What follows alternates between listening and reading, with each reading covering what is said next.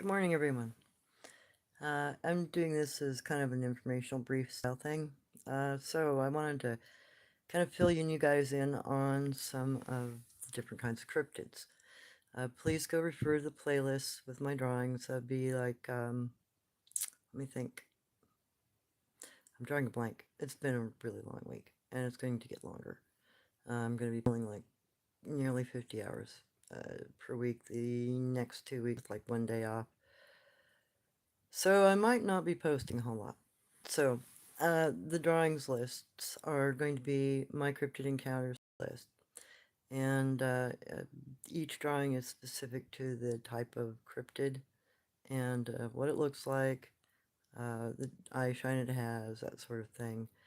A little bit, history about what my family knew of those particular kinds of cryptids and what I've learned as, hey, thank you. I really appreciate that. Yes, the drawings in my playlist about my cryptid encounters do outline the cryptids that I was introduced to by family members, by other natives, by people who had a desire for them to be known and to be realized as, our forest brothers. So each drawing, like I said, is specific. So the Witchugi, for instance, are rather large individuals. They average 8-9 feet. They look very human in the face, usually have a bare chest, as in naked, no hair. They'll have hairy arms and hands down to the knuckles, and they'll have fingernails instead of claws. And they actually have dog's feet and dog's lower limb kind of structure. No tails, uh, but they're one of the primordial people from this world. So a lot of these descriptions are very specific because we understood our native brothers. And we did see the Sabe. And the reason why we use the term Sabe is because Sabe means an individual that acts right within their community, works from the heart, meaning they don't lie to you, they don't cheat you. They're only honest. You can't have any other way. Any other way disrupts society. It's also seen by the Sabe like us that it is an obligation to have children, to pass your lore on, to pass your understanding on to the next generations. It's important to remember these things. A lot of the kinds of things that both us humans, Native Americans, and the Sabe, our forest brothers, believe in and think are very similar. Uh, the Oma Guanche, they look like chimpanzees in the face for the Oma with bare skin, but it's, gray in color. The Wachugi are like a deep tan, but, they've got a very hair, usually brown haired, and they can grow long hair on their heads. That's the other thing. Some of these people are very much like us and can grow long hair.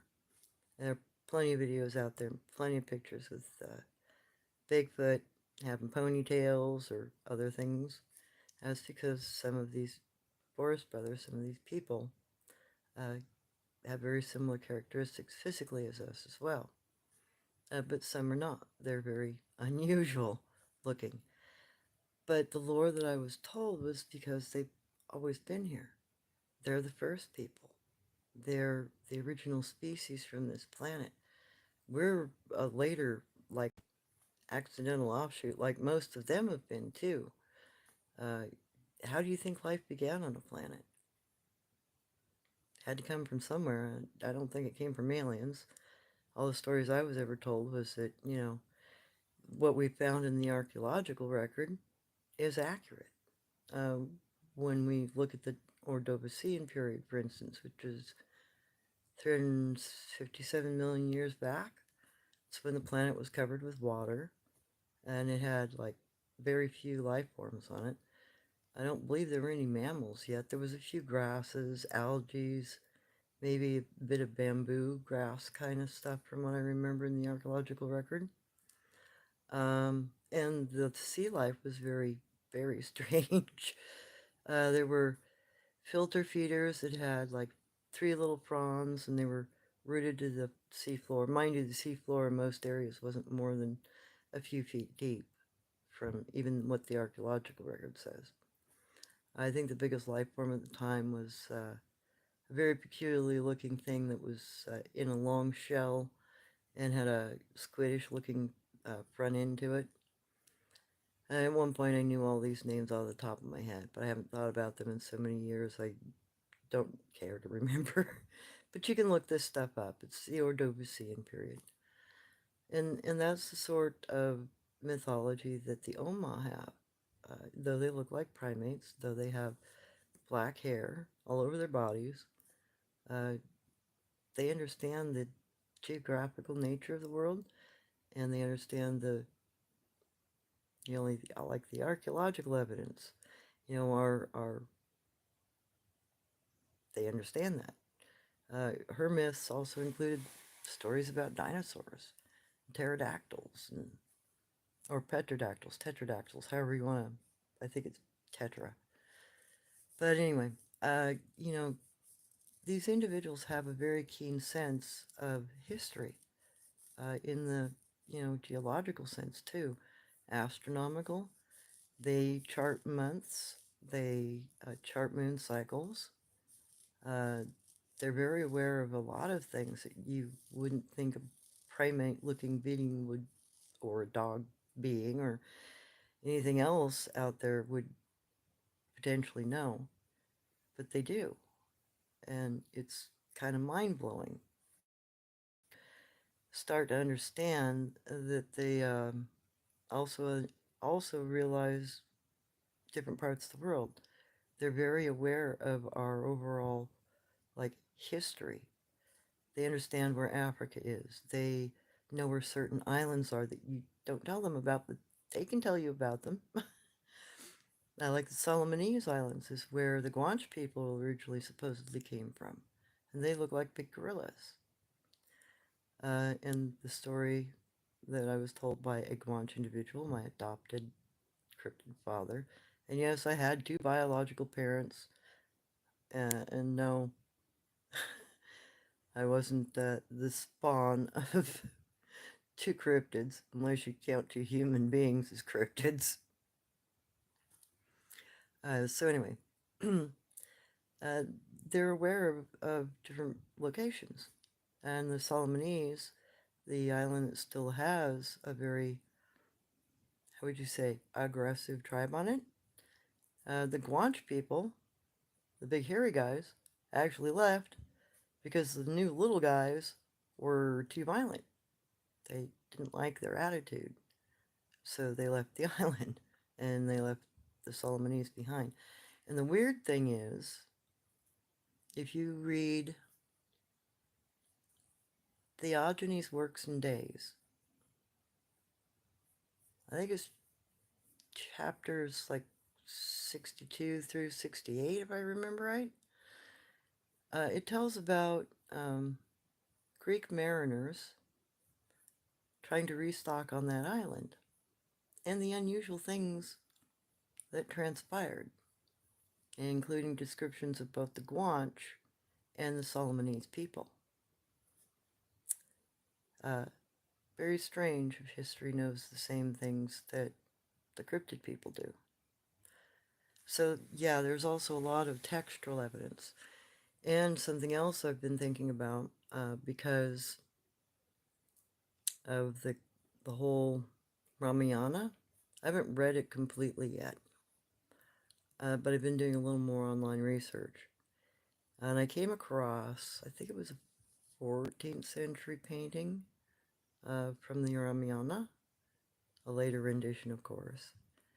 And the depiction showed Hanuman's men assembled, and several of them were actually laying down sticks on the ground. There's also a dog man and a bunch of other peculiar things in some of those drawings and paintings that are actually very accurate to cryptids all over the world. So, maybe we're just not looking in the right direction for some of the answers. And I think that really is the case. Because there are far too many ancient authors, generals, cultures that have very accurate depictions and stories. And I think it would behoove us to consider those kinds of references. Because that actually gives, like, if you're trying to proof them as a species, one of the things that you have to have is validity, meaning there has to be some other sort of documentation, there has to be past evidence. All of those depictions, if accurate, which I think are probably true, because they really look like they were laying down kana, and that right there is proof. That gives you textual proof. It gives you a past record that's visual, for one. And then, the addition of descriptions, because of the document itself, they tell a lot in that particular Ramayana.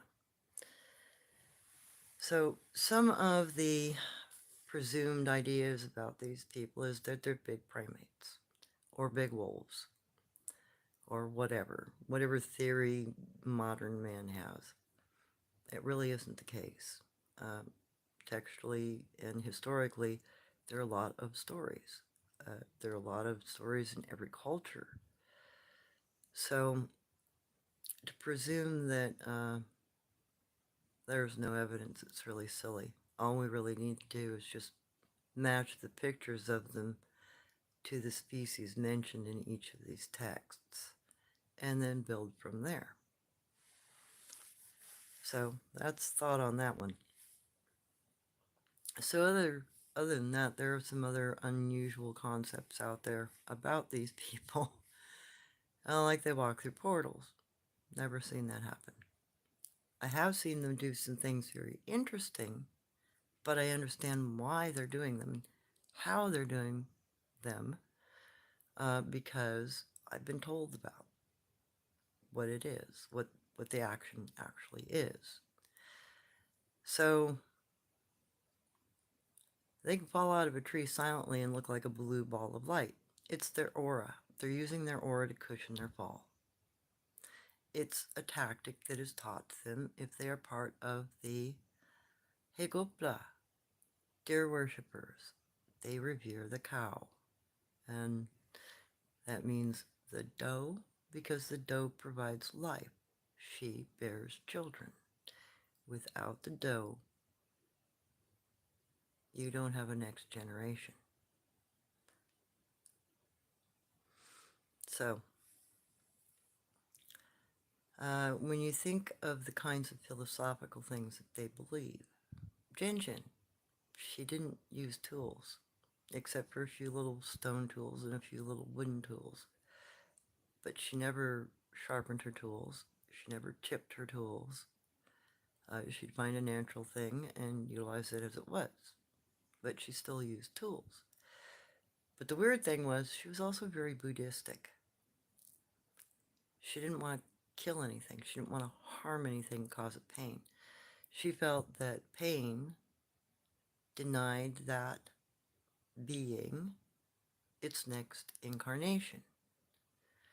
So she would break the neck of the little animal before she ate it. She would make sure it could feel no pain.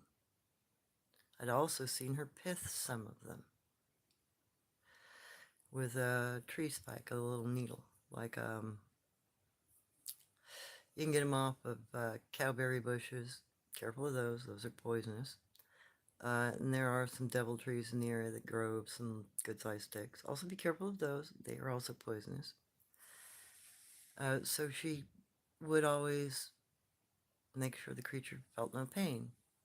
And she would pray for it and thank it for sustaining her before she ate it. She said grace. She also cleaned herself regularly. Every morning she'd get up, she'd go out to the spring, She'd wash her face, she'd wash her hands, she'd take her homemade shoes off because she made herself shoes out of elk hide, and she had to trade for the elk hide. And it was the only time she ever pierced anything, and she said that she prayed every time she pierced the hide, even though the animal was dead. So that's some pretty intricate beliefs for a freaking primate. So to kind of dispel the mythology about them, they are our forest brothers. They act like humans in a lot of cases. Even the Ishka, the Jinaskwa, that that my mother, excuse me, did her turnout with, though they look very primatish, very apish, very flat-faced baboonish, which, you know, you can see in the photo that I provided, because that is one. That's the bed system my mother took me to when I was 12. And one of those little turkeys almost pushed me off the cliffside, because I made a mistake. I grabbed one of his sandals he was working on. He was making grass sandals. He was using a wooden awl that was very, very sharp to poke the grass through and make very even braiding. And the funny thing is the giant sandals that are on display, I think they've been moved to the museum over here in Eugene, Oregon at the university, if I remember right. They looked exactly like 10,000-year-old sandals that were found in this valley after, a cave was discovered around Crater Lake area. The weaving was the same. And I made the comment to my mother, and she said, well, yeah, that's why I showed you where the Ishka were and what they wear for shoes. So if you find, woven grass shoe prints, you're tracking an Ishka, a Jinaskwa, because they do make freaking grass sandals for themselves. They have tender feet. Even the ones that made grass sandals. And sorry, my connection's a little crappy. I'm only on like 2 bars, so don't think that, pixelation on a bad broadcast means I'm demon possessed. Again, what the hell are people thinking? So, some of the other things to talk about, like the concept that they go into portals. No, they just kind of wink. It's kind of like stepping a moment at a time. It's not that they go anywhere, they just boot scoot. And it's something they meditate, they learn to do it. You can learn to do it. You can learn to do all of the things that they do. You'd be amazed how freaking cool some of the stuff is that they can do. And I really want to learn it. I don't want to be on the outside of that. That's too much fun. So, a lot of what Uncle Ong claimed was that they were all Buddhistic originally. This entire planet had a very in one with Earth Buddhistic concept. Everything was connected, everything was responsible for each other, and everything needed each other. And the funny thing was, Jen called the planet Eden. Her garden, our garden, Garden of Eden, is the planet, not just a place, not just an island. It's the planet. We only got one. So, the concept that they're always vicious, mean, and etc. No, you're dealing with the wrong species if you're having that happen. If you're dealing with something that is ripping things apart, you're dealing with a species that does not follow God's law. Because every cryptid I was introduced to follows God's law. And a lot of their beliefs are incredibly Christian and very Buddhistic. They prefer to sit on the ground because they believe that, like Native Americans, it gives you a connection to the world and it cleans your body. The energy cycling from the planet through your body cleans your body. It heals you. That's why you sit on the ground. So, common things, common ways of being, common ways of interacting. And this channel's not about sensationalism. It's not about going with the flow.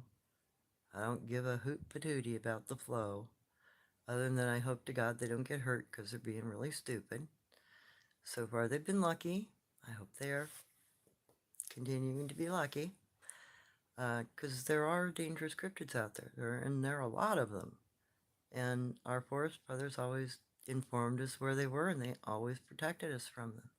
They've always acted guardant of us. You know, that's another reason why we call them forest brothers. Or in some areas we call them obsidian men because they are also supposed to have been the individuals that taught us how to make tools. In some areas they were called lightning men, and those are the badger people because they taught us how to build fire. So if we've learned all of our survival skills from a bunch of freaking monkeys, we're the low totem pole stick there, you know? We're the goofball on the bottom of that one. And we're the latecomer. So I hope you don't mind my bizarre sense of humor. Let me grab my glasses. I'm going to scroll back up and see if there are. Whew. Yep, I knew it. Low bars there. Okay.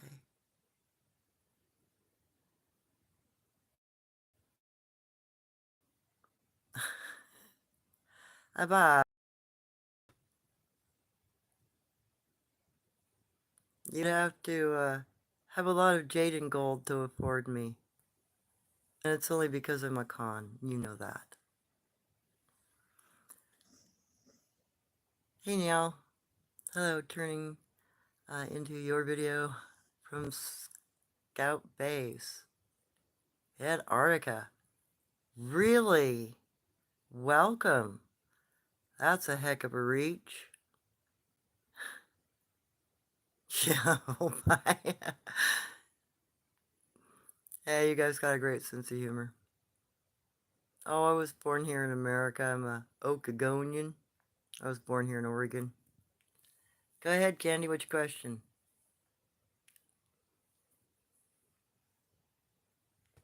Hibernate? Well, they don't per se hibernate, uh, but they do tend to sleep pretty deeply at some times of the year. But they still, uh, even in a group, they will intermittently wake up and be out about. So there's never any like bed area that doesn't have at least one individual up foraging, sometimes two or three, while the rest of them are conked out snoozing. But no, I don't know of them that actually hibernate. Hibernate's a little bit past what they do.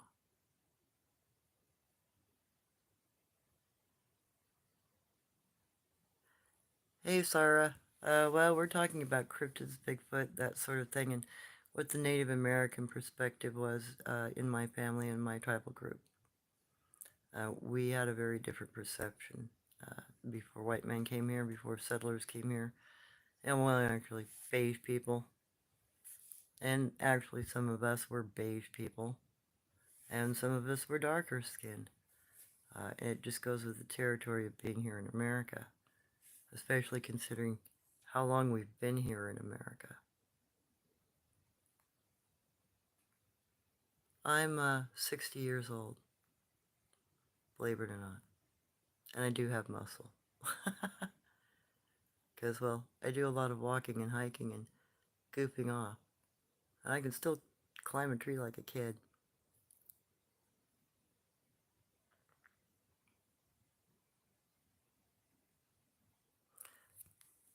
Hey, Jason, how you doing? Hope your parents are well.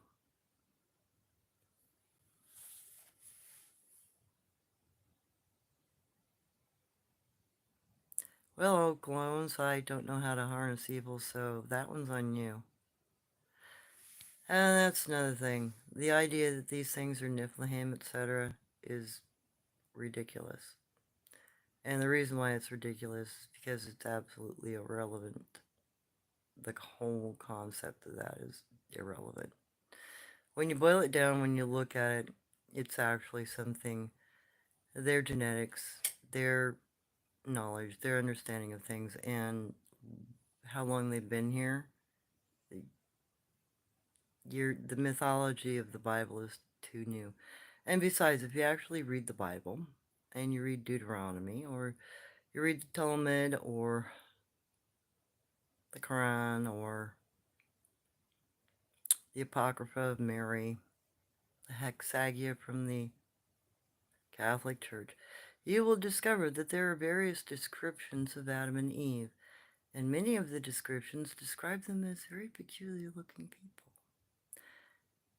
between 10 feet and 30 feet tall. So they're either hairy Bigfoot or they're flippin' giants. Figure it out. Go find your own Niflheim.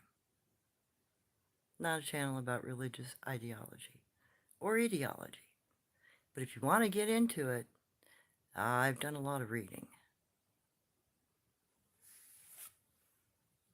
So please don't bother the channel with your ideology. It's unneeded and quite frankly irrelevant because these things are in our bone history. It's just the Smithsonian and other various organizations have never cataloged the bones. In the Smithsonian alone, there are 40,000 bones that have never even been cataloged. They've just been thrown in boxes and tossed in corners, put in shelves, put in drawers.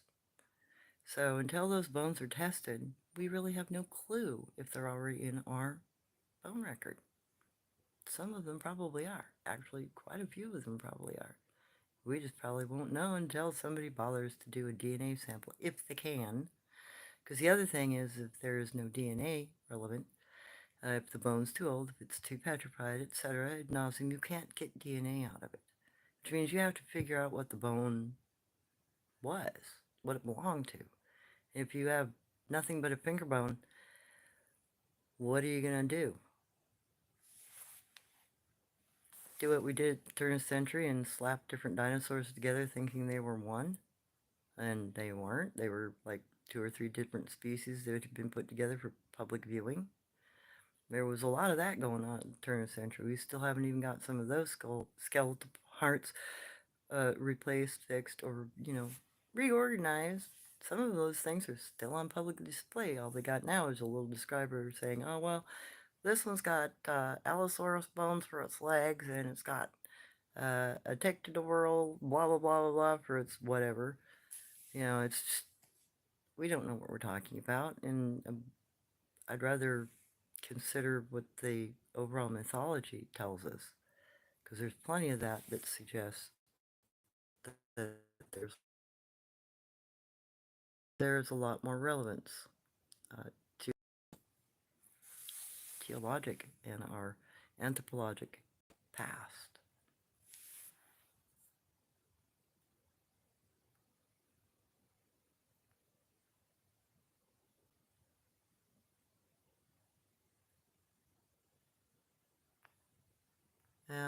I'm aware that all that we need is what is within us, because that's something that natives believe.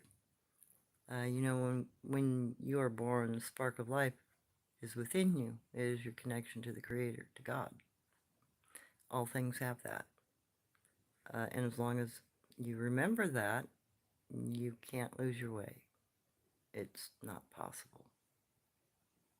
That's what faith is. That's what understanding of belief is.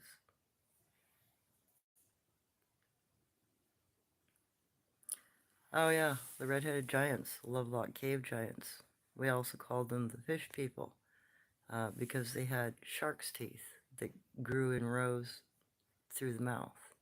And in fact, potentially that's where people who have multiple teeth get that genetic strand from, if you look at things, with a little bit of logic. Sort of like the Gugway, they're always born bald. They don't know where the bald gene comes from. And getting on to that, there are plenty of stories from lore all over the world: China, America, Native Americans, Europe, about giants that have crossbred with us. And they're not biblical giants, they're people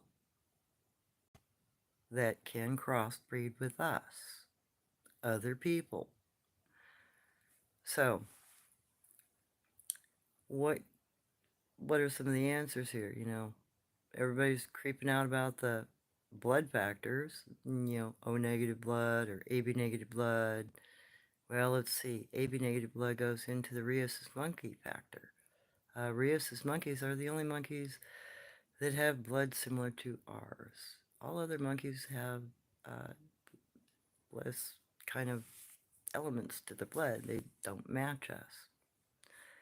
So you can get, a transplant of monkey muscle, for instance, from a rhesus monkey, and your body won't reject it, but you can't do that with a gorilla or a chimpanzee. Your body will reject it.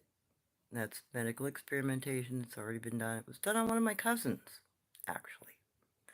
She received the first transplants of rhesus monkey tissue so that she could stand. It was her leg muscles. It was her hams or quads, back, whatever. Um, that was in like what 1952 or 1953. You can look it up in the medical record. She was all over the medical record for that. And the reason why she was chosen for it was because of the medical condition she had was severe enough that she could no longer stand. And her blood matched rhesus monkey well enough they could do the transplant without fear of rejection. So, that again says that there are people on this planet that have similarities to ancient primates. If you want to go off Lucy, which is a very well-known ancient primate, and we're all supposed to be descended from a monkey, maybe it wasn't just one monkey. Maybe it was a bunch of different types of monkeys. There are a bunch of different races of us still alive. Why would we assume we came from one monkey? That's kind of illogical. Doesn't make any sense. A lot of what's said by our modern doctrine doesn't hold up when you examine it, when you think about it, when you look at it. It doesn't even hold up when you look at the geological, evidence, for criminy sakes. The Great Flood. Floods happen. But if you want a great flood, go back 13,000 years when we got hit by an asteroid. Well, 6 asteroids actually struck this planet at once, or within minutes. That created what was called the end of the Younger Dryas period. I think 94 to 97% of all life on the planet died. So that's as far as you can actually go back if you want to go to when we were last destroyed. So with that being said, then anything that survived that would be the only thing that we could have come from. They would be our Adam and Eve, as it were. And God only knows what could have survived that and what might have, because there couldn't have been much. 97% was gone. That includes plants, fish, birds, mammals, etc., ad nauseum. And that's something that everybody seems to forget about when they're thinking about these things, about cryptids or Bigfoot, whatever you want to call them. Whatever's on this planet with us right now had to survive all of geological history, all of our planet's history, in order to be here. Meaning, I'm sorry, Lucy can't be the mother of all. Maybe she's the mother of a string, maybe she's the mother of a strand. But when you take a look at the DNA of people across the planet, there are a lot of anomalies. There's haploid group A, B, and C that really can't quite be explained away. There are other haploid groups in China that can't quite be explained away because there is no reference for them. There's nobody currently that we've tested that has the same DNA. Then you've got anomalous people like the man in Iran who's got DNA that goes back 250,000 years. His ancestors had to have survived 13,000 years ago. It's the only answer. Unless you want to believe in mythology. You know, some UFO came here, dropped off God, and created us. I don't think that's logical there. I mean, there are lots of medieval pictures with Mary having flying saucers around her, and Christ supposedly going up in a beam of light. That all sounds very much like the alien abduction stuff that we hear about today. And the Catholic Church has already admitted that Christ was an alien. What planet he came from, I don't know. Church probably knows. So there's also that to be considered. And if all of a sudden you have to have one concept of everything, maybe it's the one concept that's from somewhere else. So there's a lot of modern mythology about them. They're big scary monsters. They look like gorillas. It's the only thing that's out there. If you knock and you whoop and you whatever, you'll get an answer. It just doesn't happen that way. It doesn't work that way. If you are looking at the other end of it, if you're thinking about, you know, them having some sort of alien technology or something, I haven't seen them in a spaceship, have you? Yeah, maybe there are sightings of both in the same area. Doesn't necessarily mean they are connected. There are also the possibilities of seeing orbs and stuff all in the same area. But then how many life forms are out there? If there are supposedly an estimated 8 million.7 species, if we take all of our bone record and everything that we know about today and put it together, that's what the estimated scientific is 8.7. Well, the ancient texts of India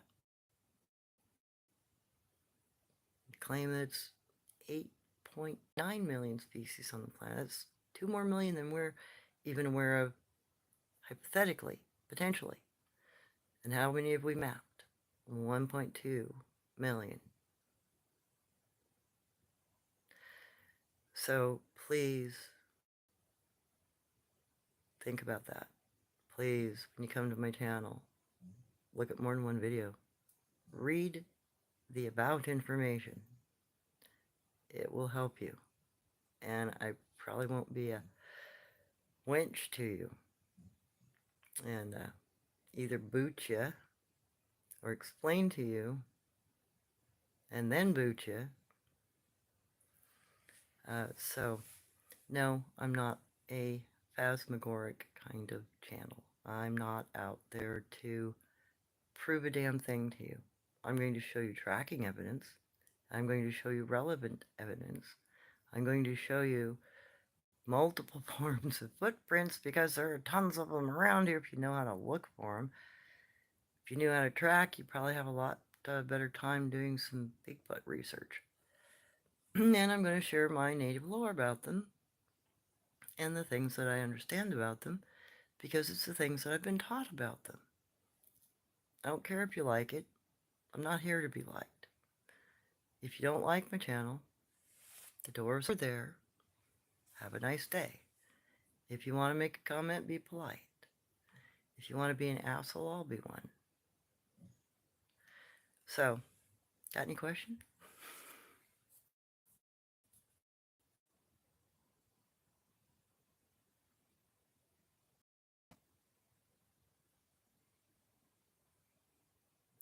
Wow, Candy. I've heard that there are quite a few dogmen in Ohio, actually. And that's always been the case. Those of us who Lakota, we knew it, because the people from the southern side of us always had problems with them. There are also a ton of them here in Oregon in the valleys. They like the grasslands.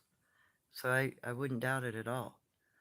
And again, please look into your local mythologies. Go to your local museums. Find information that's relevant. Educate yourselves. Because in doing so, you'll understand there are different species, for one. And for two, it will give you an idea of some of the past behaviors and stories about them and which ones you might want to avoid or watch out for. and which ones, you might be able to get along with, be easier around. Because there are quite a few species that are actually quite congenial towards us. There are some that are very dangerous, though.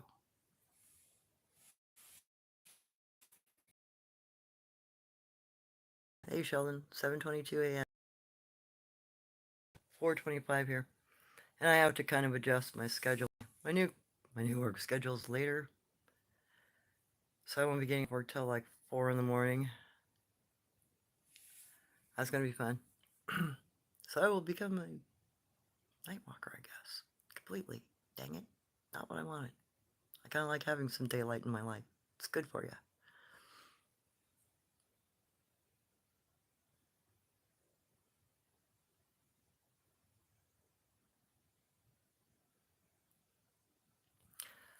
I've actually never seen balls of light around Bigfoot of any kind. But there are other people who have even gotten pictures with Bigfoot and orbs present. But orbs might just be another life form. It may not be associated with Bigfoot at all. There was one orb incident in my hometown when I was a child, and the orbs were from the size of a marble to probably 3 foot in diameter, and they bugged the heck out of one neighbor's house up on the hillside for like a year. A bunch of scientists came out, a bunch of military people came out. They concluded it was ball lightning. I don't think it was ball lightning because the stuff seemed to move around with intellect. It would follow people. The little orbs of light would follow people, which might be what's going on with the Bigfoot when there are orbs around them. Maybe they're being followed by these little entities, whatever they are. Uh, my native stories, my grandmother's stories, said that they were a type of fae, or what you would consider a fairy, if you were looking at it from the European perspective. They could be precocious, which these were that were in my hometown. Uh, it got so bad they were coming in and out of the walls. They were going in and out of the windows and doors. They would open windows and doors to go in and out. And the people couldn't sleep in the house because these things were disruptive. So they actually had to move out of their house for about 6 months before the little orbs decided to go somewhere else and bother somebody else. And we don't know where they went. They just disappeared. They kind of dispersed through the town for a little bit, and they messed with a few people here and there, and then they went on, whatever they were doing. So there is a possibility there are also other kinds of energies, life forms that we're not aware of. Uh, and there are stories of stuff like that in mythology. And, what we think is mythology might be more like history when you really consider it. Because too many things, when you start matching up mythological creature with sighted creatures, people's pictures of creatures, there are just too many things that say the fairy tales are right. You know, hey, I got pictures of fairies. Hey, I got pictures of, you know, a unicorn, because there are pictures of unicorns. And there was actually a man in California back in the 70s. He had a sport horse that was born with a colic that extended because the front pollock, or the part of the mane here, came out stiff like a horn. And occasionally you'll also get goats that have a single horn, so it's not uncommon to have a unicorn-like animal. It's just doesn't occur very often. It's very minuscule in the genetics. Sort of like mink being white. You have to be an albino for a mink to be white. Otherwise, that's not going to happen. Or a mink having spots. The the pelt itself and the way the hair forms doesn't allow for spots. So there are also genetic factors that are going to exclude certain things or include certain things, especially when you're looking at details and trying to compare what the myth is and what has been seen.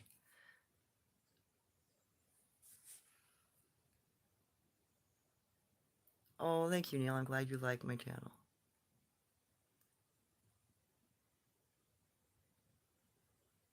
I'm glad. I'm glad you really like it.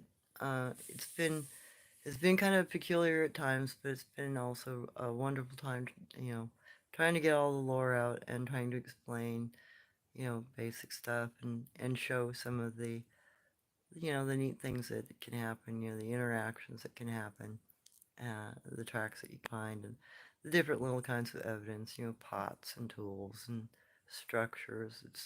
There's a lot of that sort of thing in this area of Oregon, and kind of like to show it off a little bit because there are a lot of different kinds of cryptids here, and I'm sure there are a lot of different kinds of cryptids elsewhere, and I'm pretty sure that the behavior is probably going to stay very similar because it seems pretty consistent throughout the West Coast. Most of these people act very similarly and do very similar things, and they all seem to communicate with kana and kanji, which is something that would be very easy for us to learn. It's something that we can write down and we can document very easily because it's laying around on the ground everywhere. And once you learn how to read a little bit of it or decipher some of it, you start to learn, oh, they're trading for fish or they're trading for octopus or they're trading for, something else, maybe a human item. Sometimes they do trade for human items too, things that have been left behind. Drinking cups, they'll trade for those.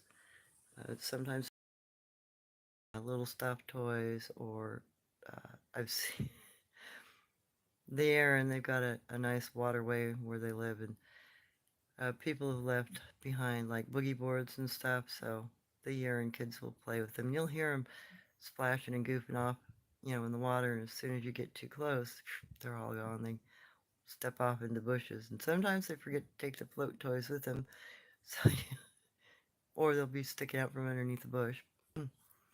So you'll find them because they forgot to pull their toy in with them. So there are lots of things that they do, even currently, very much like modern man. And some of them actually enjoy music and will be attracted to music.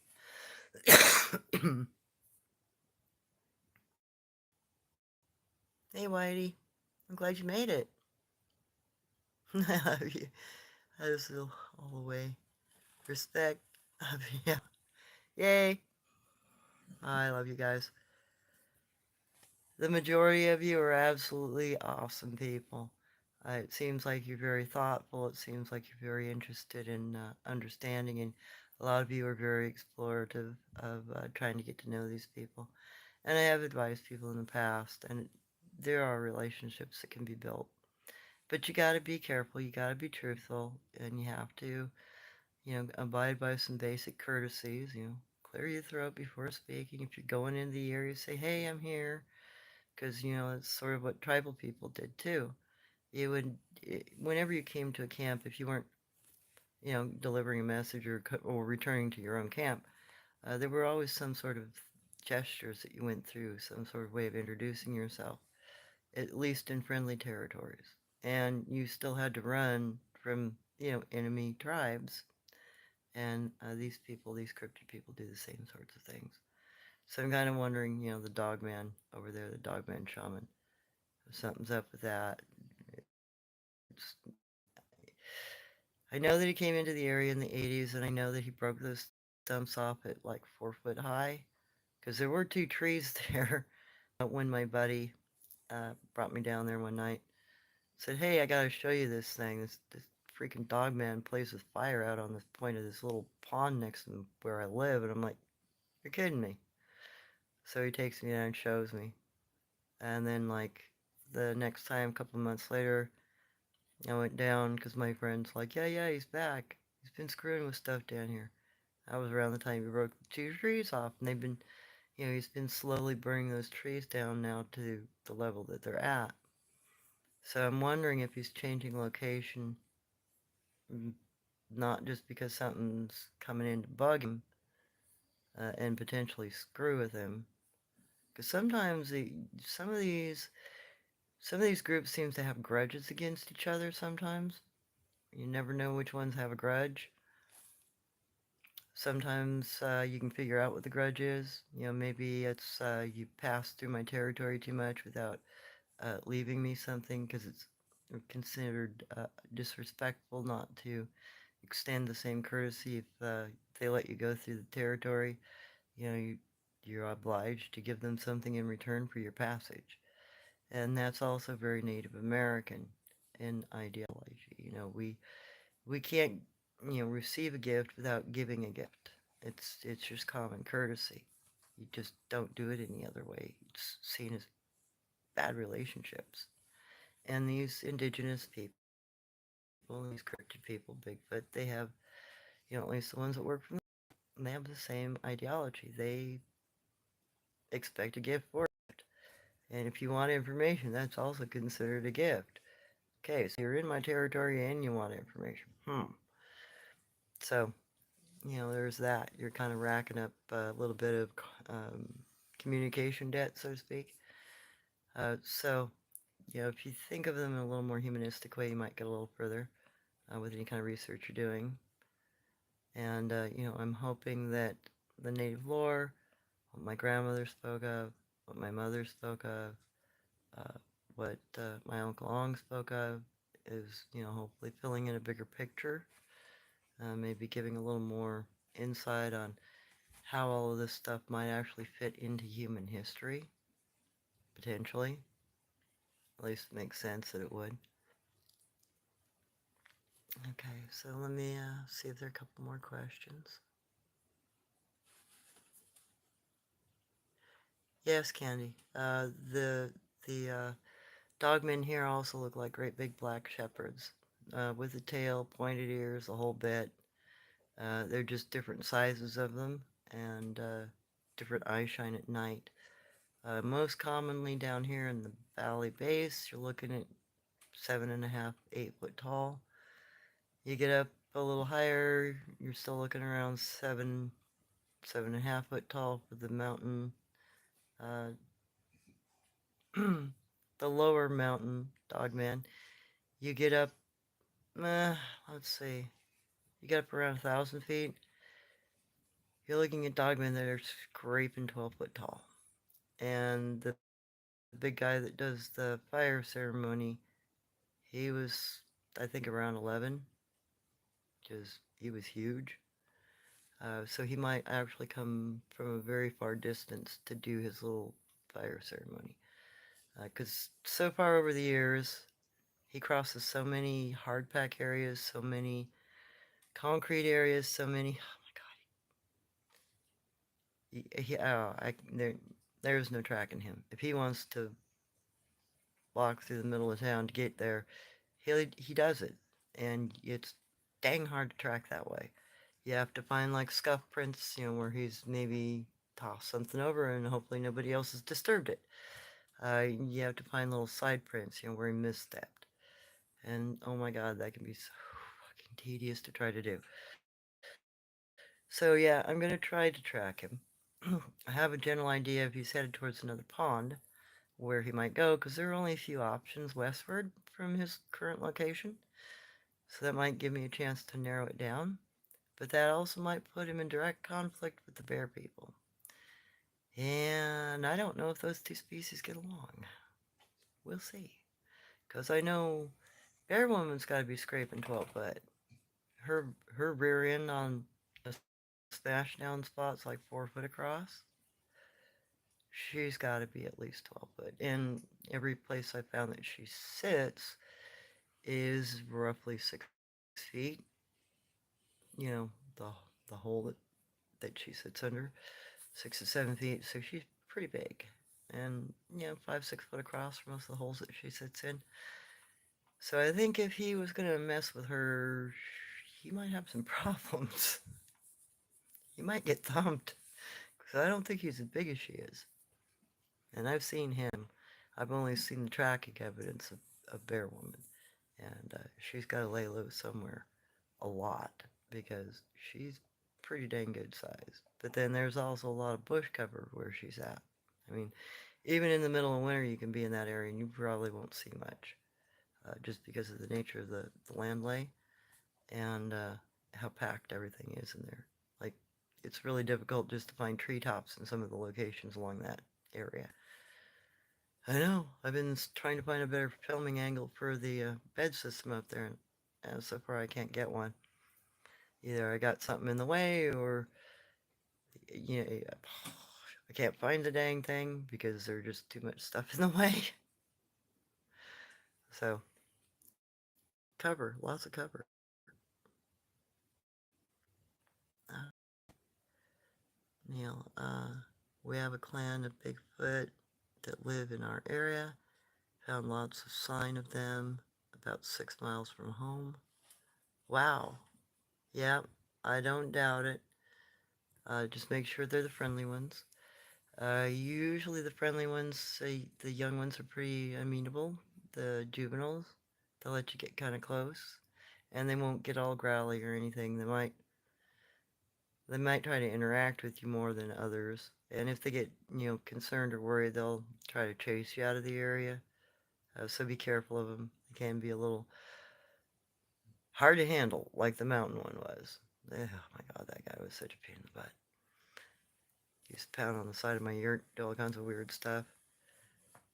Not to say that I wouldn't love to own that piece of property if I could, because I think I put him on camera, that turkey. He deserves that. But then again, he also killed a bear to make sure everybody was safe. So he's definitely got some humanity, even though he's a jerk.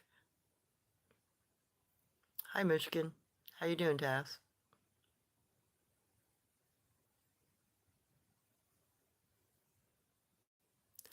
Really, Neil? That's awesome. Well, then you probably got a good group of them if they're coming to visit. They're usually pretty good protectors if they come to visit.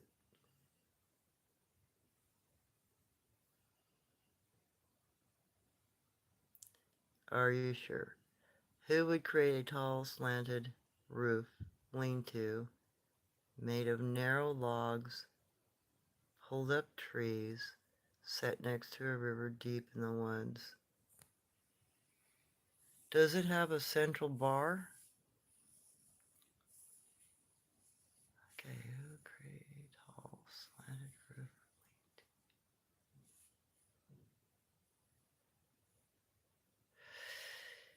The only structure I've seen like that, are you sure, was actually a structure made by redbone people, the sun-faced people that average 6 foot, 6.5, 7 feet tall.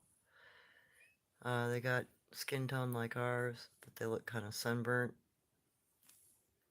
narrow jaws. They're human eaters. So the only other structure I've heard of being made in that style was from my buddy who got in the fight with the dog man. He claimed that their structures were also lean-tos like that, double-sided like a teepee. Uh, and I've seen the other structures because I was dumb and tried to sneak into that Sunface family's area to take a peek. And I got a good look, and then I got the heck out of there because I got flanked on both sides really quickly. So be careful of that stuff. And how tall is it, I wonder, your lean-to that you found? Because height has another thing to do with it. I believe that the dog people also will at times build structures up in trees that are kind of nest-like, and the height might have a lot to do with it, because I think that some of the sun-faced people stay shorter in stature, at least from what I've seen and from my grandmother's stories. At least the ones that build the teepee-like structures, because there were also stories about that in my native grandmother's lore. But the bigger, the bigger sun-faced people that look a little bit more kind of like Cro-Magnon human in the face, they still have the coral-colored skin, and they're kind of renamed the coral people instead of sun-faced people because they've got a deeper tone to their skin, and they are much bigger. They average 10, 12 feet in height. And I wasn't able to get into where they were staying, but my grandmother's lore said that those people lived in baskets inside of thickets, and they would grass line them. but I was never able to get in far enough to confirm that because they got way too close, way too quick. And I didn't want a chance not coming back out. And the way they set up their area, it's completely overgrown foliage, and they run through logs on the entire underbrush area. So there's no tracking them. You just follow their pathway. You don't have a choice. But those guys, they live out real deep out. It's real hard to run across those guys. Hey, aloha. I know you islanders got your stories, and I know you got all kinds of cryptids over there. I understand you got the little people. I got lots of native brothers over there, so to speak. Told me about all kinds of interesting things. So it would be nice to see some of your myths coming. Oh, and you have your dogman myths. I mean, you have a pair of brothers that fought and were the parents of humans, if I remember right. If the myth is remembered correctly here. Okay, Tyler. Hello, I've been paying close attention to the trees, markers, tridents, leaners, X's, triangles, and one or three objects. Yeah, it kind of becomes kind of evident once you start realizing what their sign is. It's real easy to find it, isn't it, Tyler? It's amazing actually how much of it's around when you start looking and start realizing, the connected. Okay, these people all act alike. They do the same things. They all use snap sticks, for instance, because they all have hands. And a lot of them use animal calls, other than their species call, and that's to mask their communications so that you'll be completely unaware, but they'll have a full conversation right around you. But you have to be aware of what's in the area species wise to be able to pick some of that stuff out. And even I have difficulty sometimes going, is there really an owl? Well, no, owls don't hoot on the ground. So, it sometimes has to be kind of an obvious communication before you get it. Hey, Amy. Good to see you here. Okay, are you sure? Who could snap in half a 12-inch diameter still standing tree? Location woods along barely traveled dirt road northeast Quebec. Well, any of the bigger Bigfoot, and that's all species of, sabe, and be it an oma, a guanche, a skaka, a yarn, a wachugi, etc. They all have enough strength to snap that stuff off, including Dogman. Uh, they they can just pop those suckers over like nothing, like you're snapping a toothpick. Uh, and they usually use those kind of markers to mark their, regions, their locations where this is our hunting and foraging grounds. The rest of you stay out, and that's intergroup communications, meaning don't pass here without payment, don't hunt here without giving something. So that kind of tree snapping behavior actually has a purpose. It's meant to mark their foraging locations. And I've got a couple around here I can film for you because there are some new trees that got broken recently. I just got to go back out and do some cutting in that area and see what else has been changed, broken, etc. I'll have to get some of that posted. And because my work schedule has gotten so screwy, feel 48 and 48 with one day off, I'm probably going to be smashed for time and be mostly asleep until I can adjust to this new schedule. So I'm going to have to cancel my trip down to Cottage Grove Lake and or going out to the Dogman territory this weekend because I only have Saturday off. And I'm going to have to switch my live show to Saturday because it's my only day off. And anything that I do is going to have to be, probably within 5-10 miles of my home. So I'm sorry, I'm going to have to switch up a little bit and give you some different evidence. And I'll go out and get a picture of that snap tree because it just popped off like 2 weeks ago. It had been a fully healthy, vine maple just a little while ago. And last time I took my dog for a walk up there, it was popped off. But I left my phone in my car, so I didn't take any pictures. But I can go back up and do that.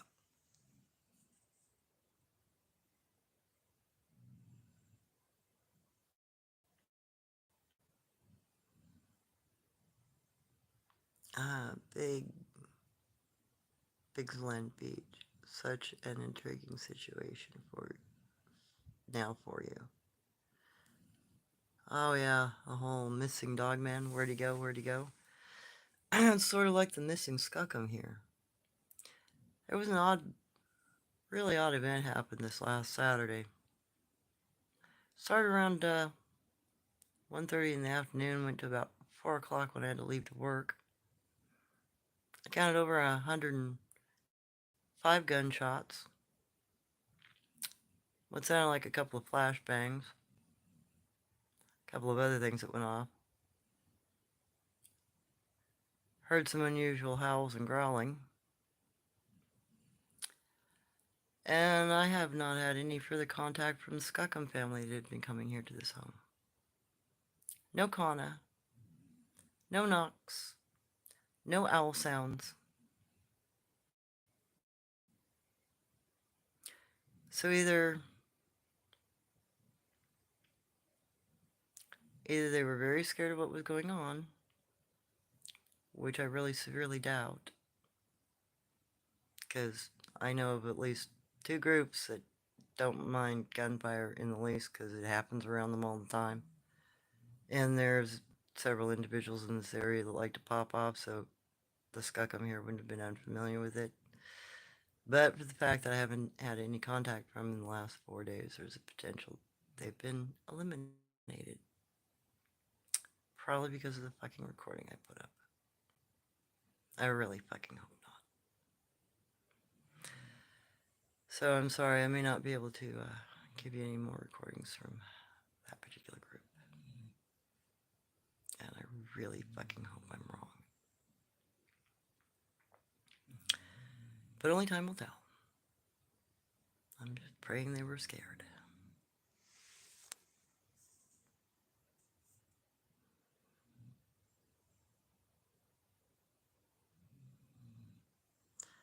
Really, Neil? Well, I know that my mom got interacted with more than my dad when it came to Jen Jen. And she interacted more with me than even my grandmother, which also knew about her. Both my native grandmother and my father's mother knew about her. My native as soon as my native grandmother realized she was there, she was right in under the bushes with us, sitting there talking. It was actually a really fun day. We all 3 ate lunch. Mom came and brought it to us, and Dad was none the wiser. We kept him in the dark.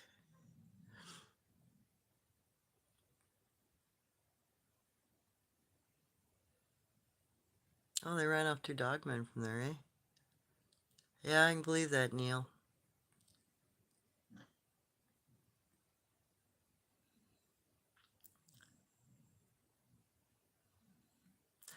I know, Amy. God, when he told me about him having a fight with a flippin' dogman, I'm like, are you goddamn lying to me? What the hell? But he was standing there in front of me in a very dirty, torn up t-shirt with his blood all over it and some really nasty looking gash marks in the shirt and him. He was covered in bumps and bruises. And he had a split across his nose. He looked like he'd been through hell. His hands, his knuckles were all screwed up from doing stuff. And the story he relayed was, he was trying to take care of his grandfather's RV for him because he was getting too old to take it out, so he was going to clean it up and sell it off. He had problems with somebody breaking into it. He figured it was somebody from the neighborhood because we were out in the outskirts of town. And, he asked my friend to come sit the RV and help clean it up for sale. And, the first little bit that he was there, here comes the dog man, pounding on the outside of the thing, trying to push it off the stands. because it was just a little, like bubble bean trailer, not a drivable RV, a towable. And yeah, my friend, oh my god, I call him my wolf bro at this point because I just couldn't handle what the frick he was telling me. He he took out after as soon as it was screwing with the little RV. He didn't want it to be messed up. He was more afraid of his grandfather being pissed off at him. So yeah, he took out after it. Goddamn crazy son of a bitch. Lived through it, made friends with him, and you've seen the some of the results of the snapped over tree and whatnot, and the fact that they're friendly enough to not freak out with me being there too much. Thank God. 8 foot. Yeah, I could be dog man pretty easily. Like they get in that range. Could be something smaller, but uh, I'd look for any kind of, well, even if you want to go back there, if you were, it's not on me. It's up to you. Please be careful. But if you notice any kana, that'll give you a clue. If you notice any tools, because dogmen use those very strange little triangular tipped points a lot. And yeah, you might find something like that in their areas. You'll find the stone markers. They seem to use stone markers more than other kinds of cryptids. Every cryptid uses a type of stone marker. Some will paint on them, but the unadorned style seems to be more traditional for the Oma and the dog people. Other tribes will adorn them. They'll cut things into them. They'll draw things on them. Uh, you know, different strokes for different ropes. I guess it's just what they do because that's what the culture does. And that's part of what I'm trying to document and delineate, which ones do which sorts of cultural things that are slightly different because that's the only, other tying in factor there for, other than identifying them look-wise, what culturally is different. There's a lot of similarities, for instance, and I think you're beginning to realize that with the fact that, I've gone into Skookum areas, I've gone into Guanche areas, I've gone into Dogman areas, gone into Bear People's areas, and all of the ground evidence is more or less the same. You're going to find certain things. It's all going to be the same.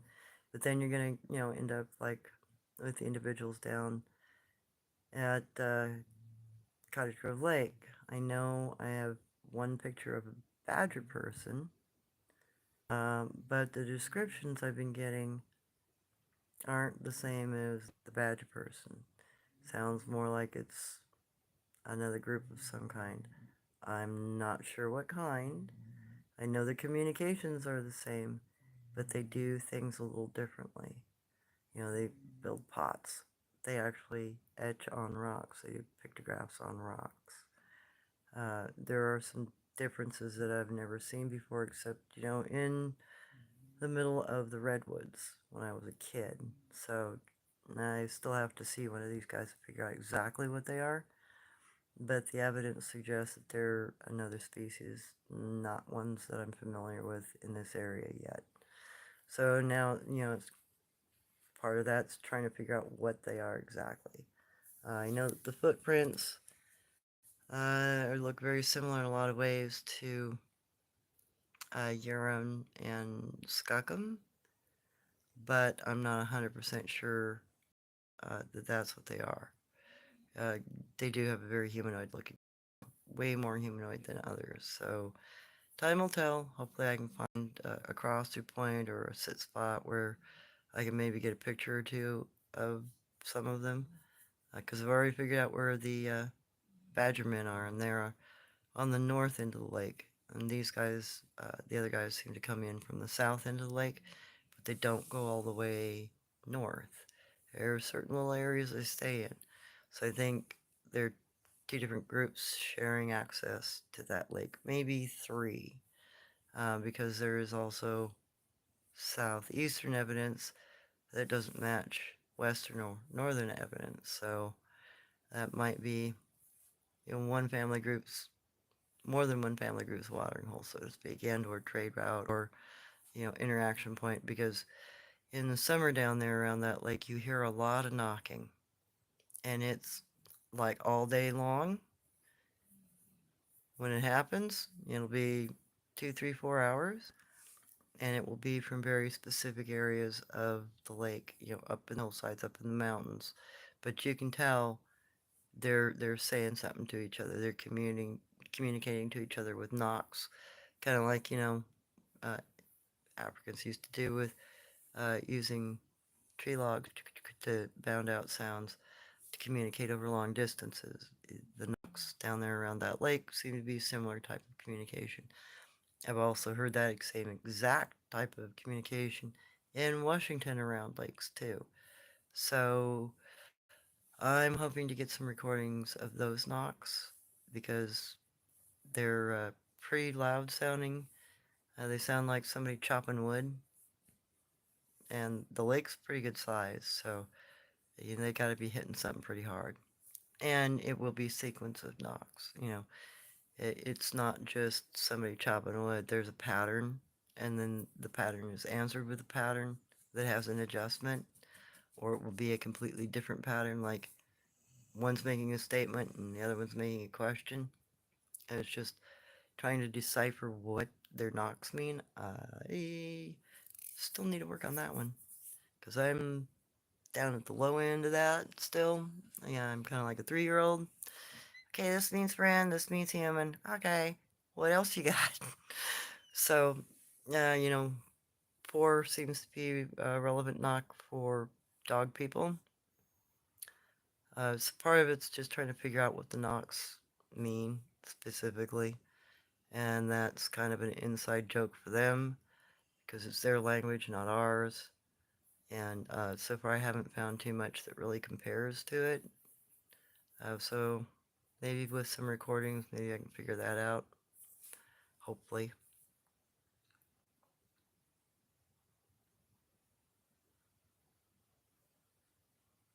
Okay, Tyler. On their most traveled trails, do they step in the same place, step for step, with every pass? Hopefully, my question is understandable. Yeah, some of them will. Like you notice the dog man, the 2 juvenile tracks that were, I took pictures a week apart. He stepped within a foot of his own track. So yeah, it's very possible if they are intentionally trying to move through an area and not be noticed, there's a possibility that they will do just like a Native American and step in their own track. And I have seen that when they travel in a line, they quite often step in each other's tracks to hide their number. So yeah, it's very possible, Tyler, they can do that and will potentially do that. Okay, biggest. Saw Baby Sea Clan came to me, Big Island, December 2020. Ooh, in Volcano Park. Follow me everywhere I go and let me know. I was BC, Washington Coast, Oregon, now Utah. They follow me on my path, letting me know they are with me. That or they're communicating to the next group down the road. Because that's another thing I've noticed they'll do. If they consider you a friend, and they consider you somebody worthy of, being protected, and they like you, they'll let the guy next door know. And if he likes you, same thing. So they are also very protective of some people, I've noticed. Like I've been led all over this valley uh, by various different groups at times through sequences of knocks. Hey, come this way. Hey, go that way. And calls sometimes. And some of them, as you pass through their area, they'll knock to say hello because they recognize your vehicle and you. So keep in mind, they can recognize us just like we can recognize each other. And they can say, hey, that guy over there is cool. We like him. Make sure he's alright. Or we can go, I don't like that guy. He's a suspicious cat. Yeah, I'm not going to communicate to them, and they'll clam up around people they don't like, but they will talk amongst themselves about you. So it's more likely that they are all communicating about you.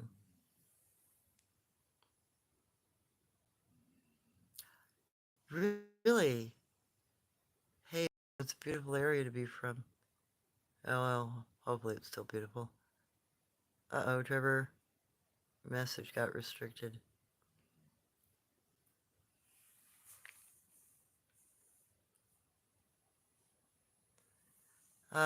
Yeah, time change for next week. Uh, like I said, Saturday's gonna be my only. Oh, and then we gotta go through daylight savings time too. Oh my god, this week's gonna. Oh, you might not see a lot of postings from me. I'm so sorry, guys. I'm probably gonna be dead asleep. Have a wonderful day. You too, Amy. Must run and get ready to. Good job, girl. Take care, Amy. Be safe in your travels today. Well, I'm thinking about doing probably 3-ish Saturday. I figured I'd keep it kind of mellow. I don't know. I was thinking maybe doing a little bit more about Uncle Ong's stories, about his flying of Ravana and all the stuff that he told about. Try to get into a little detail. Um, or maybe what's going on here, if something changes, or if I end up with something good. I'll make an announcement though. I'll make sure I post that no later than Thursday or Friday. Oh yeah, and I've got to pick up all the equipment from. I got to haul stuff on Friday too. Oh my god. Okay. My boss today asked me to bring the equipment from my old location. Glad I got a van. So yeah, it should be around 3, and I'll announce the topic. Might be more about Uncle Long though. I've been kind of having a thought that people would like to get back into some of his stories. So he had a lot of interesting things that he said, and maybe I can go into that.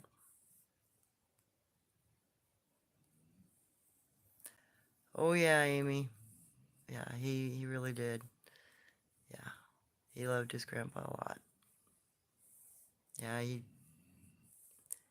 they had a great relationship. We went fishing and hunting together, and did manly boy things together. They had a really good. Well, his whole family has a really good relationship. They're all really cool people, and they all really take care of each other and have friendships all the way around with everybody they know. So yeah, they're good, strong, honest people. I love them.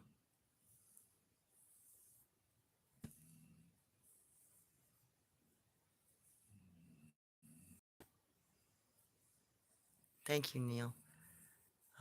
Do the same, and I hope you have a blessed day as well. Hey, Tyler. Number of knocks, number of hairless humans. Uh, sometimes that is true. But usually they just use 3 knocks for human. It's just they're in a group. Hey, hairless guy walking through.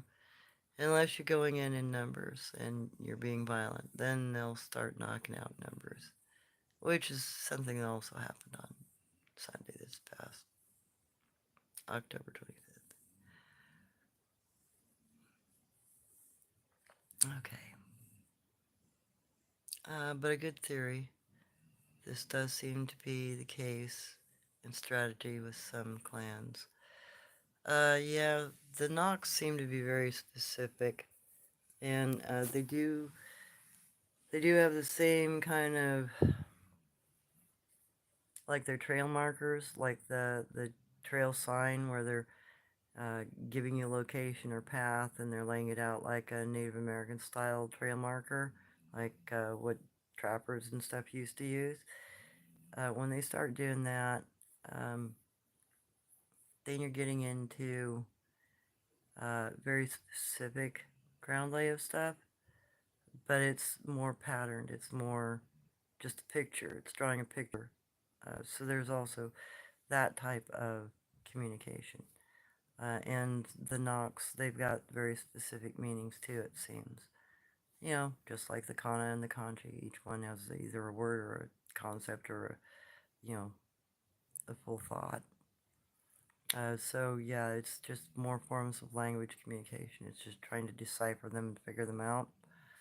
And, that takes time, patience, and, listening, learning, trying to figure out what the relevance is for the knock.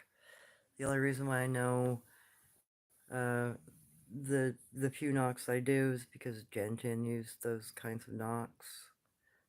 She let me know, and my grandmother, she also had a similar concept of knocks, like the Native American hand talking emblem for dog, two snaps, but it also implies friend, which is the same as the Sabe people. It can mean dog, it can mean friend, peculiar.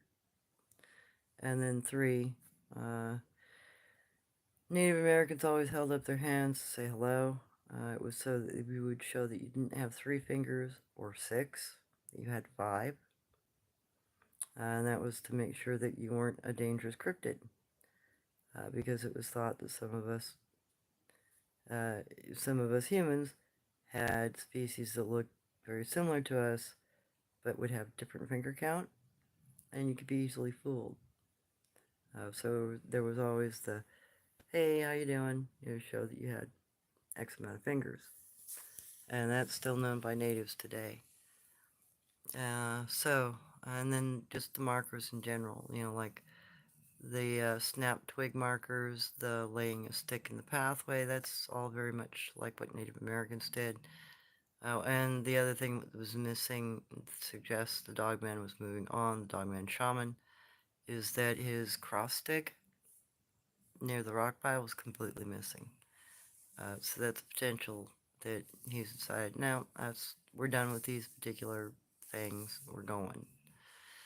I'm not going to do the fire ceremony here because there's not enough wood left or whatever, I don't know. Or it could be that the other group came in. Because there is a sign on the east side of that little pond that there's another group in there, and it didn't look friendly. There was a lot of stuff displaced. So there's a potential there's some sort of territory thing going on over there too.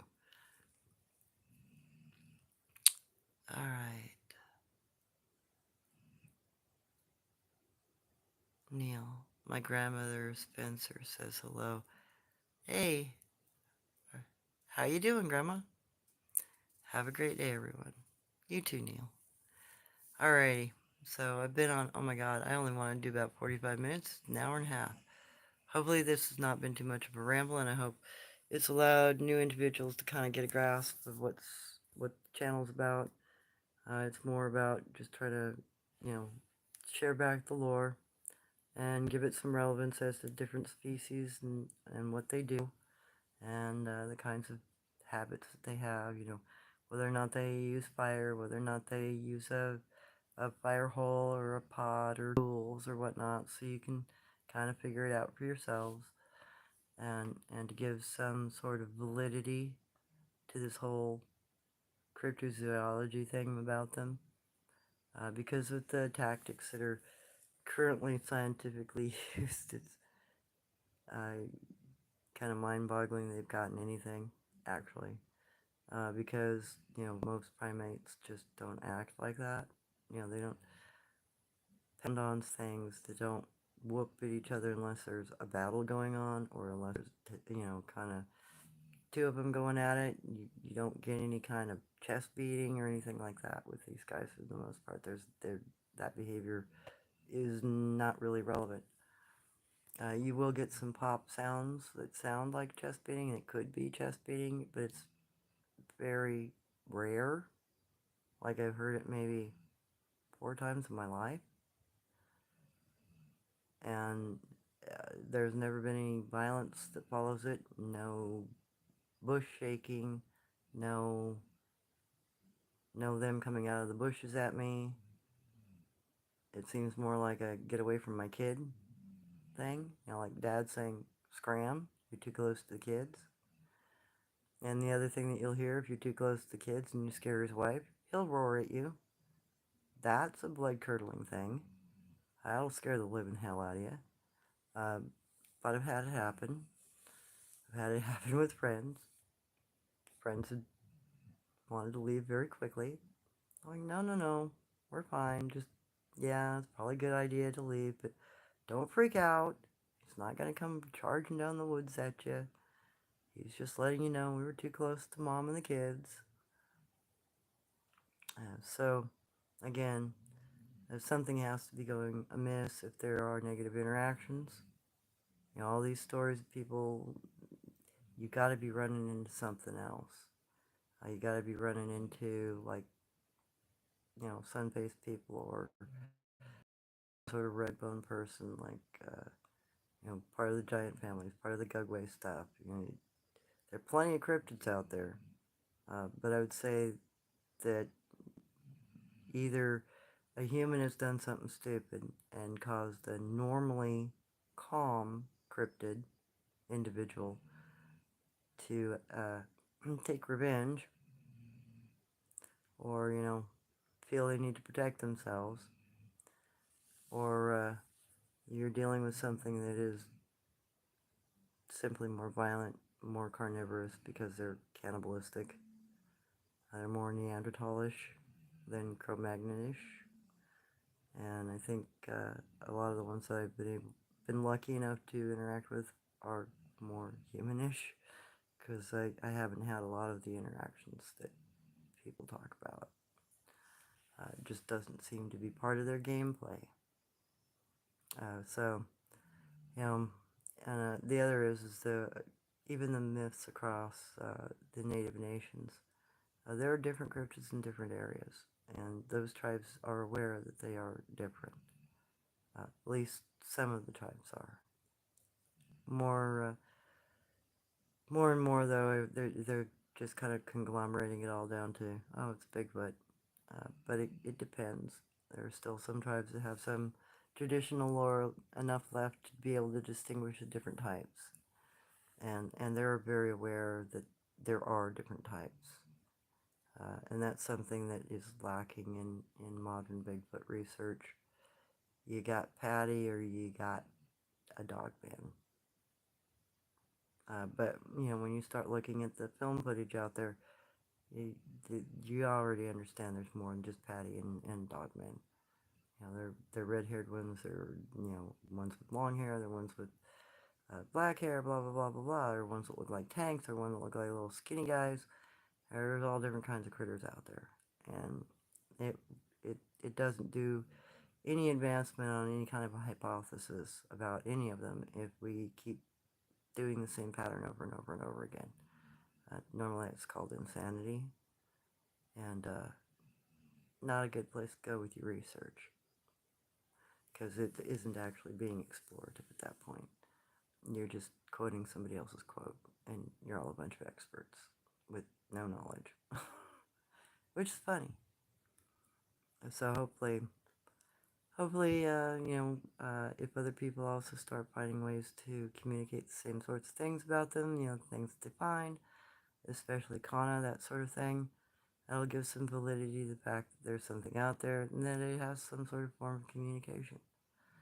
Because I don't think the good answer would be to shoot one and bring it in for science observation, dissection, and that would only give you the answer for one species. There are probably hundreds of different species out there. I mean, if I've encountered, 20 or 22, 23, 24, something like that in my life, that are all different, there gotta be a lot more than what I know about. Because I know my grandmother's stories and Uncle Long's stories talked about a bigger number, several hundred different kinds of species. And even the texts in India, there are several hundred species represented. It's not a simple little puzzle with a simple little answer. It's a far more complicated answer, and it probably is very relevant to our history.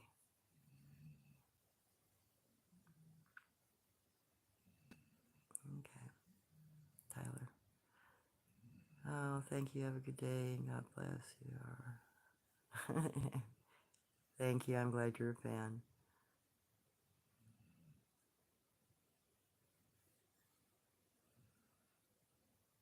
Yeah, right?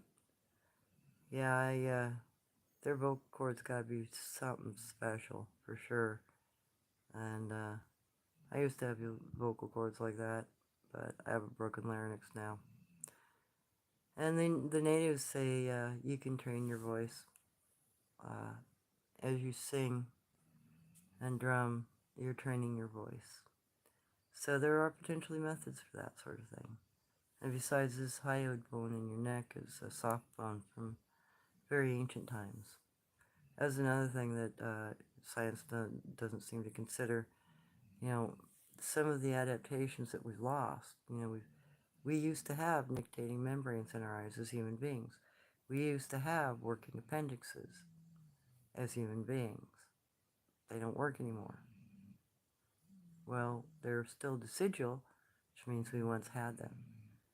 So that again is more like the cryptid people, because I know that Gen had nictitating membranes, and I know because of some of the foods that these people can eat, they have to have a working appendix, or they would die from the poisons. So, yeah, again, that makes me wonder how far science is off base on a lot of stuff, because that sort of information, that sort of knowledge about, very biodegradable material can't be found in the bone. I mean, unless you have a DNA sample that suggests there's a gene, saying, hey, this guy had a working appendix, or this guy had a nictitating membrane, or he had an unusual voice box, or unusual eyes. That sort of soft tissue stuff is not going to be in a bone record. It can't be. It's just not there. That's what decayed away and left the bones to be petrified.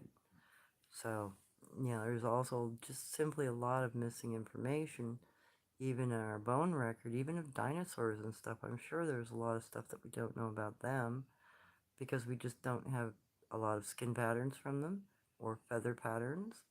And we've gotten a few these days. We've gotten lucky, and we're discovering that they were far more complex than just big lizards. And, if we're off base on that, what else are we still learning about? And to think that we know everything is very foolish, because it gives an air of a no longer a need to explore, no longer a need to draw a hypothesis, no longer a need to do any kind of exploration because you already know all the answers. That's not science. That's a textbook and teacher. But science is supposed to, always be going forward, always be looking at new evidence, always considering new possibilities instead of restating the same thing. So when you get something that comes up, the thing, instead of throwing it away, we should probably take a look at it, as it probably gives a clearer picture overall of what life is on this planet.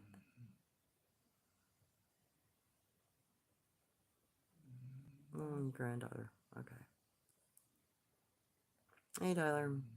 Oh yes, definitely they can consume and pass porcupine quills. That is a fact, documented. Yeah, I've noticed that some of their diets of these things are pretty gnarly, like eating the rib bones whole off the pheasant. Normally, a dog did that or a cat did that. It's gonna tear their guts up, and they aren't gonna have a good time with that.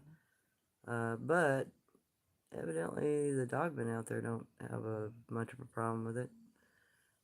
So yeah, I could imagine there are quite a few kinds of things that you can find in droppings of these things. But most of the stuff I've noticed, at least in this area, has all been very small-boned animals. And a lot of the animals that seem to habitually get caught or dug for or trapped for are smaller. They're duck-sized and smaller. Maybe it's just because those animals reproduce more. It's a more constant, protein source without the worry of depletion, especially if you're eating a lot of small birds and rodents. They mostly reproduce rather quickly. And rabbit, that's another one I see them take a lot, is a rabbit. Rabbits reproduce like rabbits. So rats, mice, snakes, anything that reproduces a lot seems to be their key foods, their main courses, as it were. So they seem to be very aware that they have an ecological impact on their areas as well. Because I've noticed they don't, like when they go in and they pick berries off a bush, they don't strip the whole bush. Even if they take, everything off the top, they still leave 2, 3 feet on the bottom. And I've seen that sometimes, 203 feet, 200 or 300 foot sections of blackberries will be all picked out in one night, but you're still going to have 3 foot, nothing will be touched. And that's to leave feed for the other animals. So that gives a consciousness of the fact that they're aware other animals also eat blackberries. Raccoons, squirrels, snakes will even. You ever see a pink rattlesnake from eating too many blackberries? I have. It's peculiar looking, and don't get fooled by it. But yeah, they have also the conservative idea about food that they have to leave enough, and they also leave enough to reseed. And even if they go in and they eat flowers off the top of plants, they take, because some of their diet's flowers. They'll leave sections. They won't take all of the flowers. They'll leave some to go to seed. So they do have a concept of, you know, things have to be renewed. Things have to have seeds to grow. Uh, Animals have to have animals to reproduce. And that's also part of some of their teachings. You can't, if something has gotten too far down, you have to leave a pair. Sort of like the Native American concept. If you've hunted out too much of the deer in the area, you have to leave pairs alone. You have to leave them alone. You have to let them, reproduce. So you can't take too much. That's why it was commonly practiced within the native culture, and it is still today. You cannot shoot an animal for food unless it presents itself to you. Meaning it has to step out and offer itself. Right here in the heart, guy. Otherwise, you're not hunting, you're taking. Because the animal didn't give itself. So those are concepts that are kind of foreign to modern people, but was a very common practice in most tribal groups, and still is.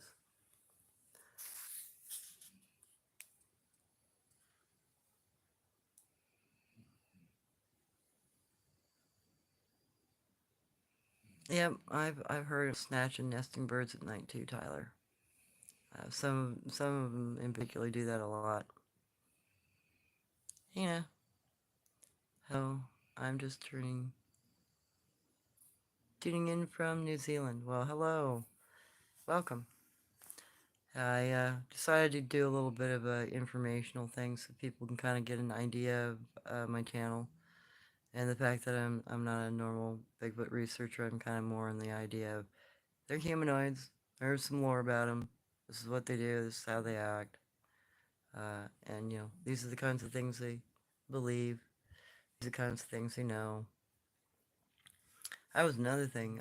Uncle Long and Jin Jin both had really good concepts of astronomical things like zodiac signs or symbols, excuse me, the zodiacs in the sky, the constellations in the sky, particular stars in the sky. Uncle Long was very aware that there were planetoids and which planets were stars. Jen Jen understood that sort of thing too, so they actually understood the Milky Way and that sort of concept. So uh, a lot of their understanding of this world seems to be very similar to ours. And that, and I've noticed there's a lot of bizarre slang in some of their language forms, like Jen Jen. When when I bonked her over the head, and yes, I did hit her. I was like 6 at the time. I got frustrated because she didn't want to learn my ABC, so I called her a dumb monkey and I hit her with my slate board. She put me in the doghouse for that. So the following day, when I came out to play with my friend, She laid out in the pattern shape of a house. And when I came in to talk to her, she told me, "You're in the doghouse." And I thought she was kidding because I knew the phrase. I knew what it meant. You know, you're in the doghouse, you've been a bad kid. Same phrase. When I spoke to her and I tried to say, "What do you mean I'm in the doghouse?" You know, like kids will argue with you. She had a oak gall. She rolled it into the middle of the doghouse and she said, "The gall of you for talking to me. You're a bad child. Now go away." She ignored me for like 10 days, 12 days, till I finally went and apologized and I finally figured out I was a dumb dog. So yeah, they also correct their children in a very human way. Because I actually seen that pattern laid down before in areas where children have been bad. And they'll do that to adults. When you screw up in their areas, they'll put you in the doghouse and they will ignore you. Means they won't trade with you, they won't talk to you, they won't communicate with you. They'll flat ignore you. And if you have had a good trade relationship with them and you screwed up, expect to lose that trade for at least 100 miles in their direction. Because they will shut you out. And they do. They won't let you trade in the trade routes either. They'll narc you out and say, it's a doghouse victim. This is what they did. We're not talking to them. So, you know, socially they will also conjoin and reprimand you. So, a lot of the things that I'm thinking, you know, the 411 cases and the violent behavior, you know, either they were dealing with a cannibalistic cryptid or, you know, maybe an innocent cryptid that got abused, you know, shot at, or you're in territory and you didn't trade with them, you're being rude. So because a lot of what they do to you is they kind of count coup on you. They'll let you know that they're there. They might show themselves to you. They're being bold. Or maybe they'll sneak up behind you and whisper, or do other little things that where they get real close. You know, you might be trekking through your favorite area and not even realize that one will be sitting very close next to where you habitually walk, or they'll leave you something so they can gift you in a spot that only you walk. So there's those kinds of little subtle behaviors that you need to watch for because they do interact with you in those kinds of ways. And it's, you know, a little hard at first to realize they're there because of the nature of the way they always hide. They're literally always undercover. It's very rare that they're out of cover. Even with Jen down on the ranch, you hardly ever saw her anywhere from undercover. During the day, absolutely not. At night, yeah, she'd get up, she'd walk around. Uh, but during the day, no. She was always undercover. You never saw her unless you knew where to find her or follow the little stick image and trail signs that she left behind to tell you which path she was on and where she was going and what she was doing, which was very common with her communications. And that's how I learned a lot of this sort of markers, where a twig's broken, and then asking my grandmother and speaking to other natives. Oh yeah, that's exactly how we used to mark it. That's exactly what we've done forever and ever and ever. Okay, so there are those kinds of, you know, peculiar behaviors. And there's, let's see, what was it? The pig pole.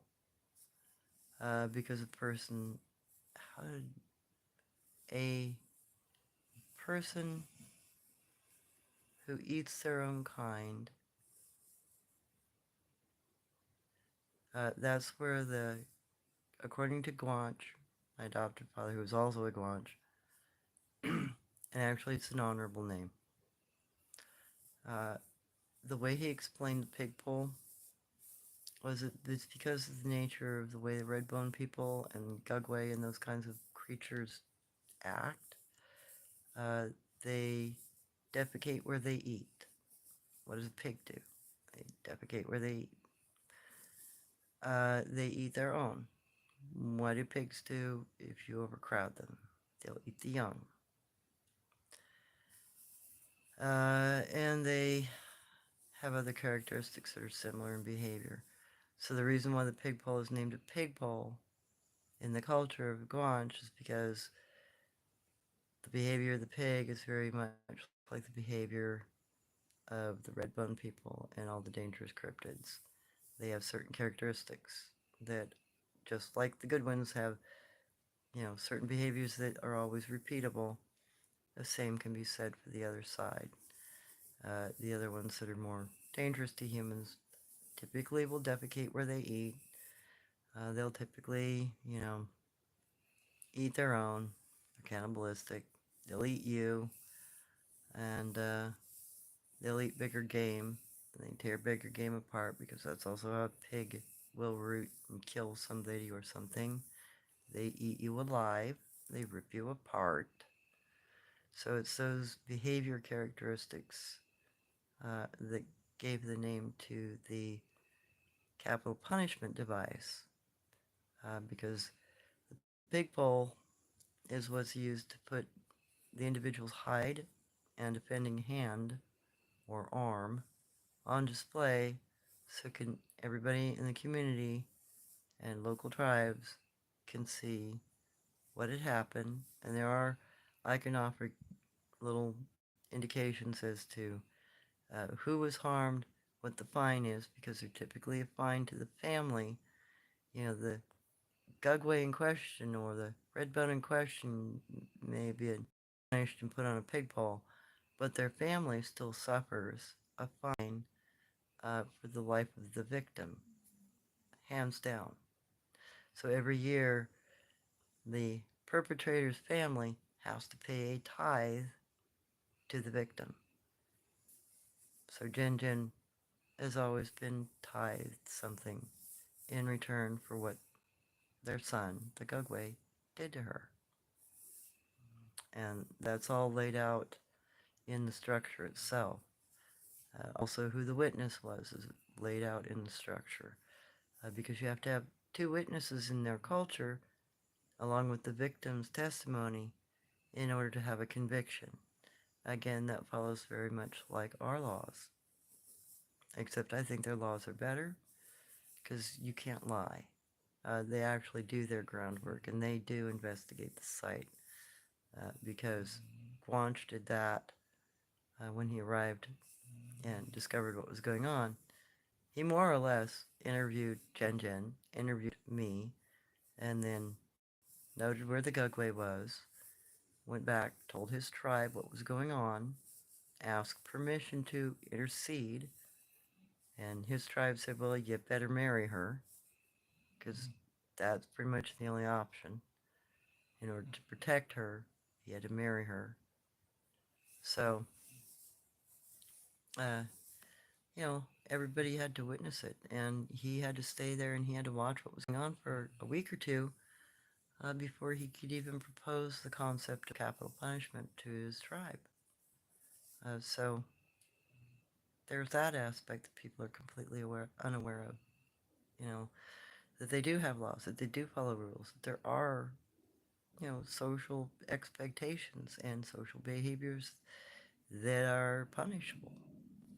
And that's something that we no longer have knowledge of because everybody's, goofed off and believing the propaganda, because I quite frankly think that's more or less what most research is. It's just propaganda.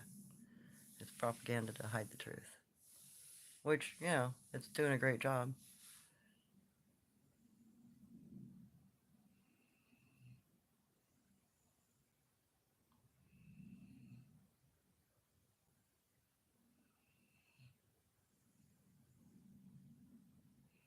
Yeah, it is vital to their survival.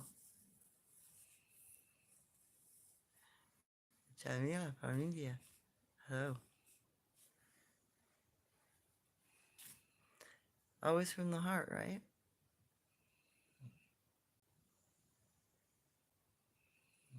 Oh, wow, you're Maori, indigenous, and we think the same. Yeah. See, that's what's so incredible about this. When indigenous people get down and talk to each other about cryptids and the things that they know about them, we all know we act the same. We all know we have the same morals. It's just as goofy corporations that don't get it. You know, this modern concept, uh, they box themselves in. They don't have any understanding of the nature of what they're conquering, even. It's kind of, I don't know, erroneous. I don't know exactly. Maybe ironic, you know, like the fumbling fool, irony, but also dangerous, unfortunately. You know, all of the behaviors that make it unfunny. Yeah, you're very correct, Tyler. Society has been dumbed down, but we're starting to learn. We're starting to turn true nature of reality. It makes sense about the people lesson. Yeah, doesn't it? And that's kind of why I wanted to do a little, you know, ranting and rambling at you and fill you in and kind of bring you up to speed. And yes, there's a lot of evidence that I posted that it's actually better to watch my channel from the very first posts forward. It makes a little more sense, but you can pick through them. And I have tried to organize things a little bit. Hopefully here soon I'll have some more time where I can actually try to organize my channel more. Oh, and I'm gonna go get a post box, so hopefully I'll have that dealt with tomorrow, which will allow you know, you guys to send stuff if you wish, and I'll post that information or do a video on it once I get it arranged, and that should be fun. It'd be nice to get going on something other than just YouTube, and I mean that because all the I wish if they want some feedback, it'd be really nice with all of the simple, easy, quick ways it is to post stuff. If they made their help center a little more flipped down and realistic, just hey, this is the function of this, and this is what it does. Cool. I need to have what, and what in order to have everything on this particular post done correctly. Why don't you include those flip downs? Why don't you put those little tabs in? It would make life so much easier. Because now, you know, in order to get monetized, I have to go back through 500 and what, 45 listings and fix everything that I didn't do right the first time. Which would have been nice if they would have stopped me 4 or 5 in, or, you know, just provided enough of a menu to actually optimize my channel as I was going. But, you know, it allows a salesman to come to my door and offer to do it for me for X amount a month. So, I guess it's creating revenue for people. But at the same time, it'd be nice if it was a little more like some of the older programs where, you know, you could actually get through them and accomplish something without having to call somebody or read a bazillion pieces of information on it when it's actually a very simple thing to fix if you do a little, you know, encrypting or coding or thinking about your product. But maybe they did think about the product. They were just using us as a product to sell more products too. However that works. The irony. Okay. Let me,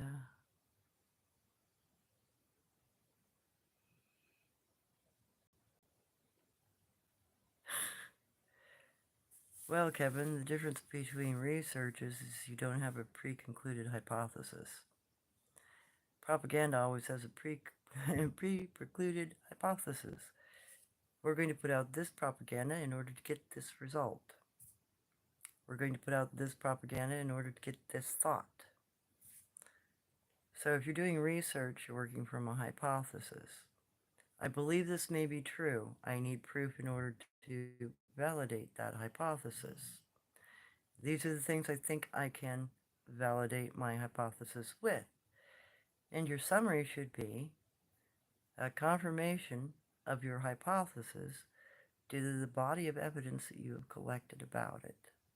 There is your difference between propaganda and research. Any college person who's ever written a paper knows how that works. or any high schooler that's actually written a paper over 1,500 words should know that. It's called Writing 101 because you're still doing the same process when you're doing research. It's just you're getting a little more specific.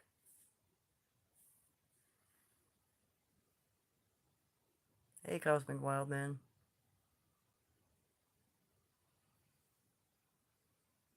I'm catching up on your channel's info, and there's so much. There's so there. So, is there a connection between cryptids and the of North Japan? The funny thing is my Japanese aunt, who was well, she was Ainu. She claimed at one time they were all cryptids. They knew it, and the reason is they were the only individuals on the island that could grow hair on their faces, beards, and mustaches. The rest of the people are, like Native Americans, and they're hairless. So yeah, the Ainu and some of the other northern tribes were all originally cryptids, and they understood that. And besides, the language of Ainu goes back 130,000 years, and that's actually on the books. That's something the Japanese government validates, understands, and currently I think there are 2 or 3 people left in the world in Japan that still speak Ainu. It's a dying language, like Abenaki here in America. I think there are maybe 200 people that still speak Abenaki. There are a lot of dying languages around the world. And the funny thing is, a lot of dying languages around the world seem to be relevant to the cryptid language. There seems to be either kana that matches, kanji that matches, or inclinations within the language itself that are directly relevant. So the propaganda has done good at killing off the other, more human-looking indigenous people with the same language group. Funny how that works. Sorry, I'm being sarcastic.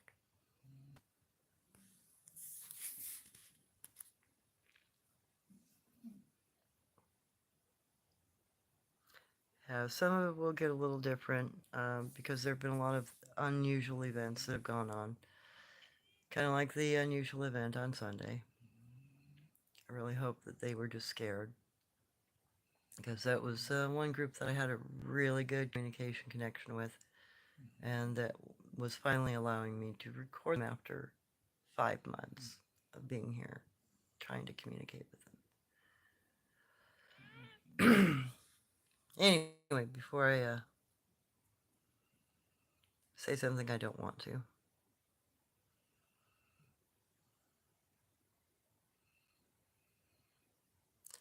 Well, I'm kind of slow rolling it, Cosmic. I don't really want to do a whole lot of advertisement, and I really don't want I do want the channel to grow, of course, because I want the information out there, but I want solid people here. I don't want a bunch of yahoos, and I don't want a bunch of flip-faced people with loud mouths, talking crap. I won't put up with it, and no place for it. But to me, this is more like a, history lesson and a walkthrough of, hey, look at what these guys do, man. And, introducing everyone to enough material, enough information, that we can start piecing stuff together and patterning it so that we can start actually doing valid research. Because without valid research, there isn't going to be a discovery of any kind. It's just going to be more of the same flamboyant behavior and let's sell a program. I mean, I'm not going to get into it.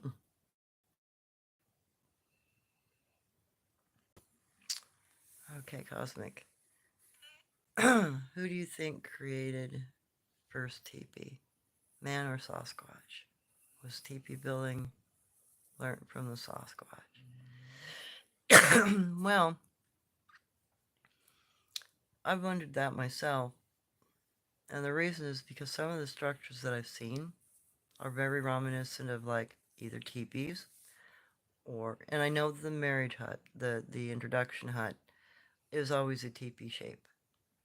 It's always, and that's common in almost every group that I've run across. Or a young couple will get together to get to know each other, is always teepee shaped. I wonder if it has more to do with we adopted from them the home concept because it was originally meant to be a meeting spot for potential, a pair to be married. Is this individual going to be the person I want to live with for the rest of my life? Because they don't believe in divorce. Once you're married, you're married. Period. So there is no anything else. And adultery, or rape, that can get you knocked in the head with a rock real quick in a hurry. So that's not tolerated. So maybe the intention wasn't quite the same, but I'm pretty sure the similarity in the use of the structure, we live in one, we also think our children in it, and they look for a proposal mate under the same type of structure and still do. Some sort of correlation there.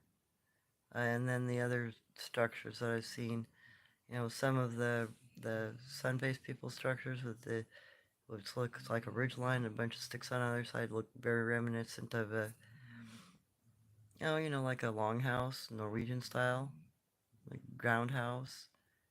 Some of the other structures, like Laplanders use a structure of sticks that makes a teepee.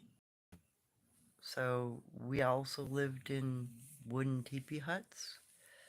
So it's a good potential that we learned that from them or they learned it from us.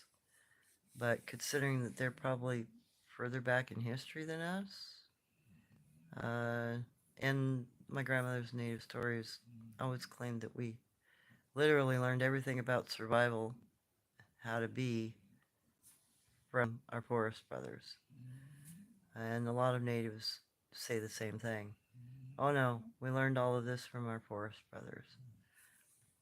So if we were like a little genetic sport that was born of a pair of them, then, and not, the descendant of a monkey, then there's a good possibility that the reason why we have the concept that we learned everything from them is because they would have been quite literally our parents.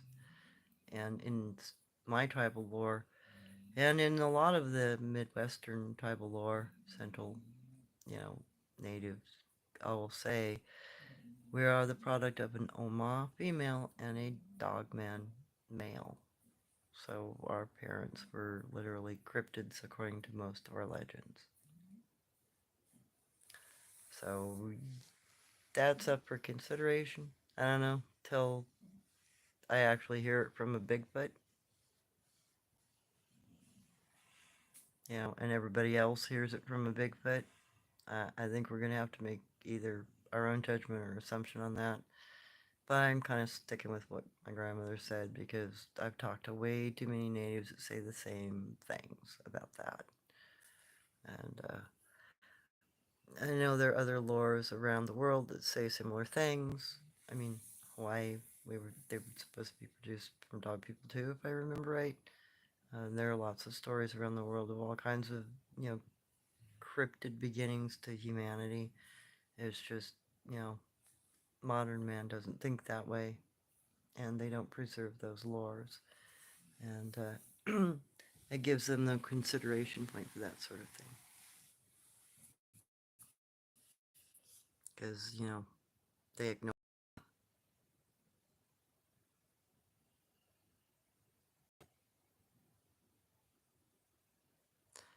Yeah, Cosmic. Uh, yeah, it is very interesting how they, I knew at one point did that, claimed that. And they actually have a naming practice very similar to the Bigfoot people here.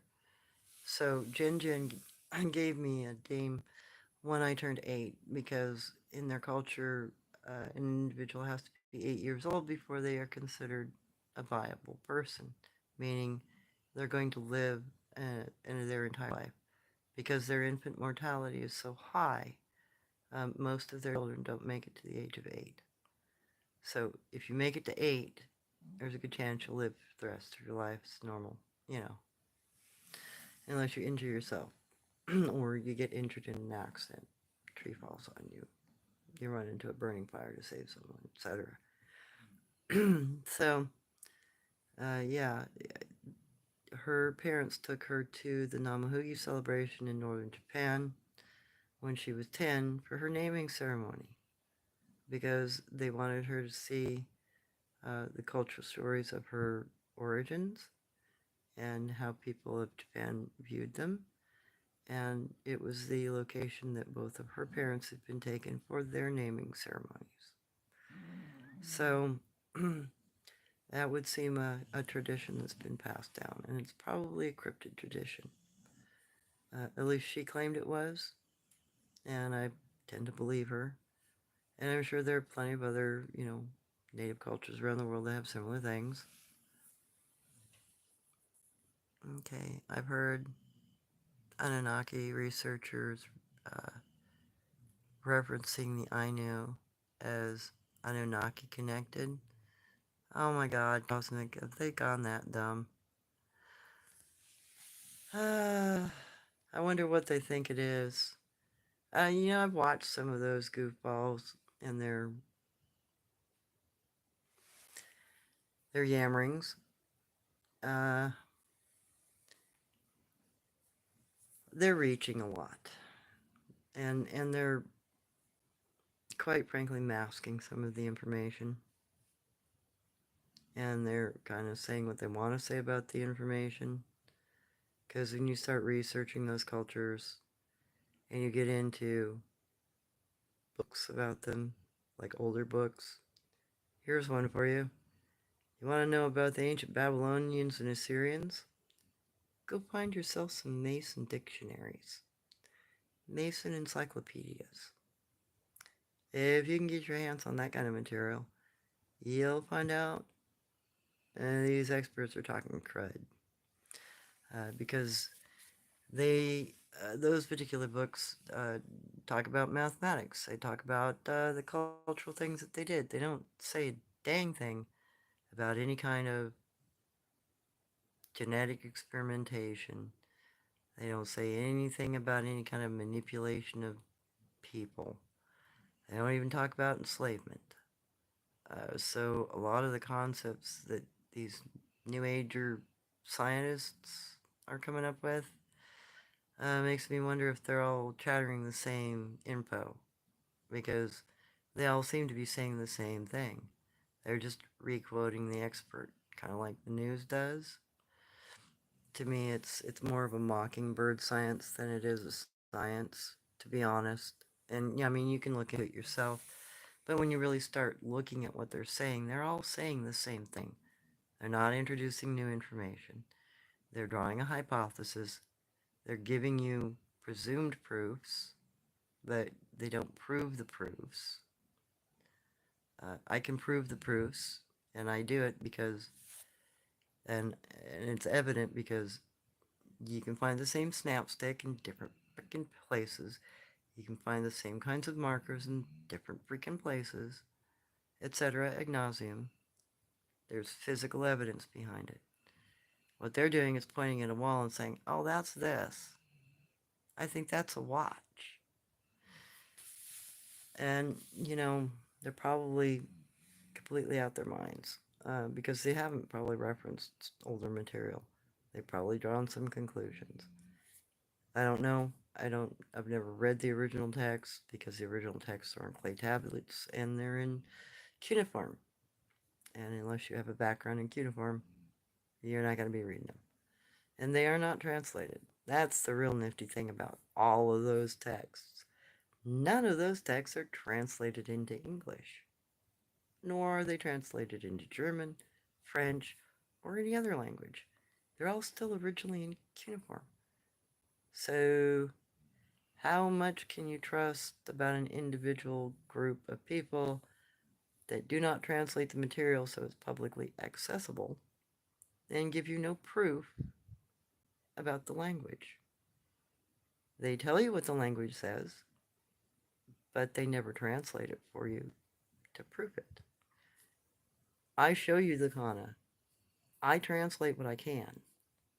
And I can prove that what I'm saying is a fucking language. They can't even prove that they are quoting from a document of any kind. Something to consider. Again, thinking logically here.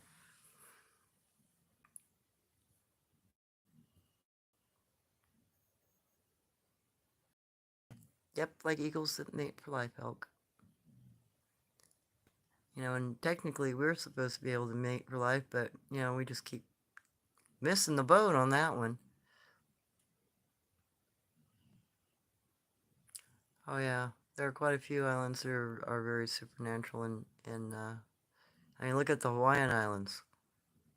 I, I couldn't get a picture of a baobab tree there no matter what I did. And I took lots of pictures of them because I really wanted a picture of one, but the spirits there just wouldn't let me have one. Every picture, and every other picture came out great, just none of the baobabs. Every one of those pictures came out black. They didn't want to be taken. They didn't want to be shown off. So yeah, there are some energies in the world that are very particular. And that's kind of evident, especially in some of the island chains.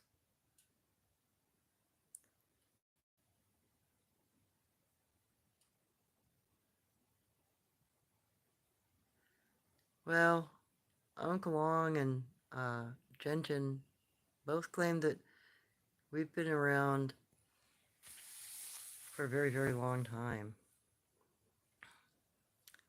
My guess is that we probably came around from what Uncle Long was saying, somewhere around the time of Pangea, because he claimed that human beings were in the same form as we are now, hairless, with, you know, our same facial characteristics, body characteristics, feet, hands, etc. Uh, and we walked on Pangea.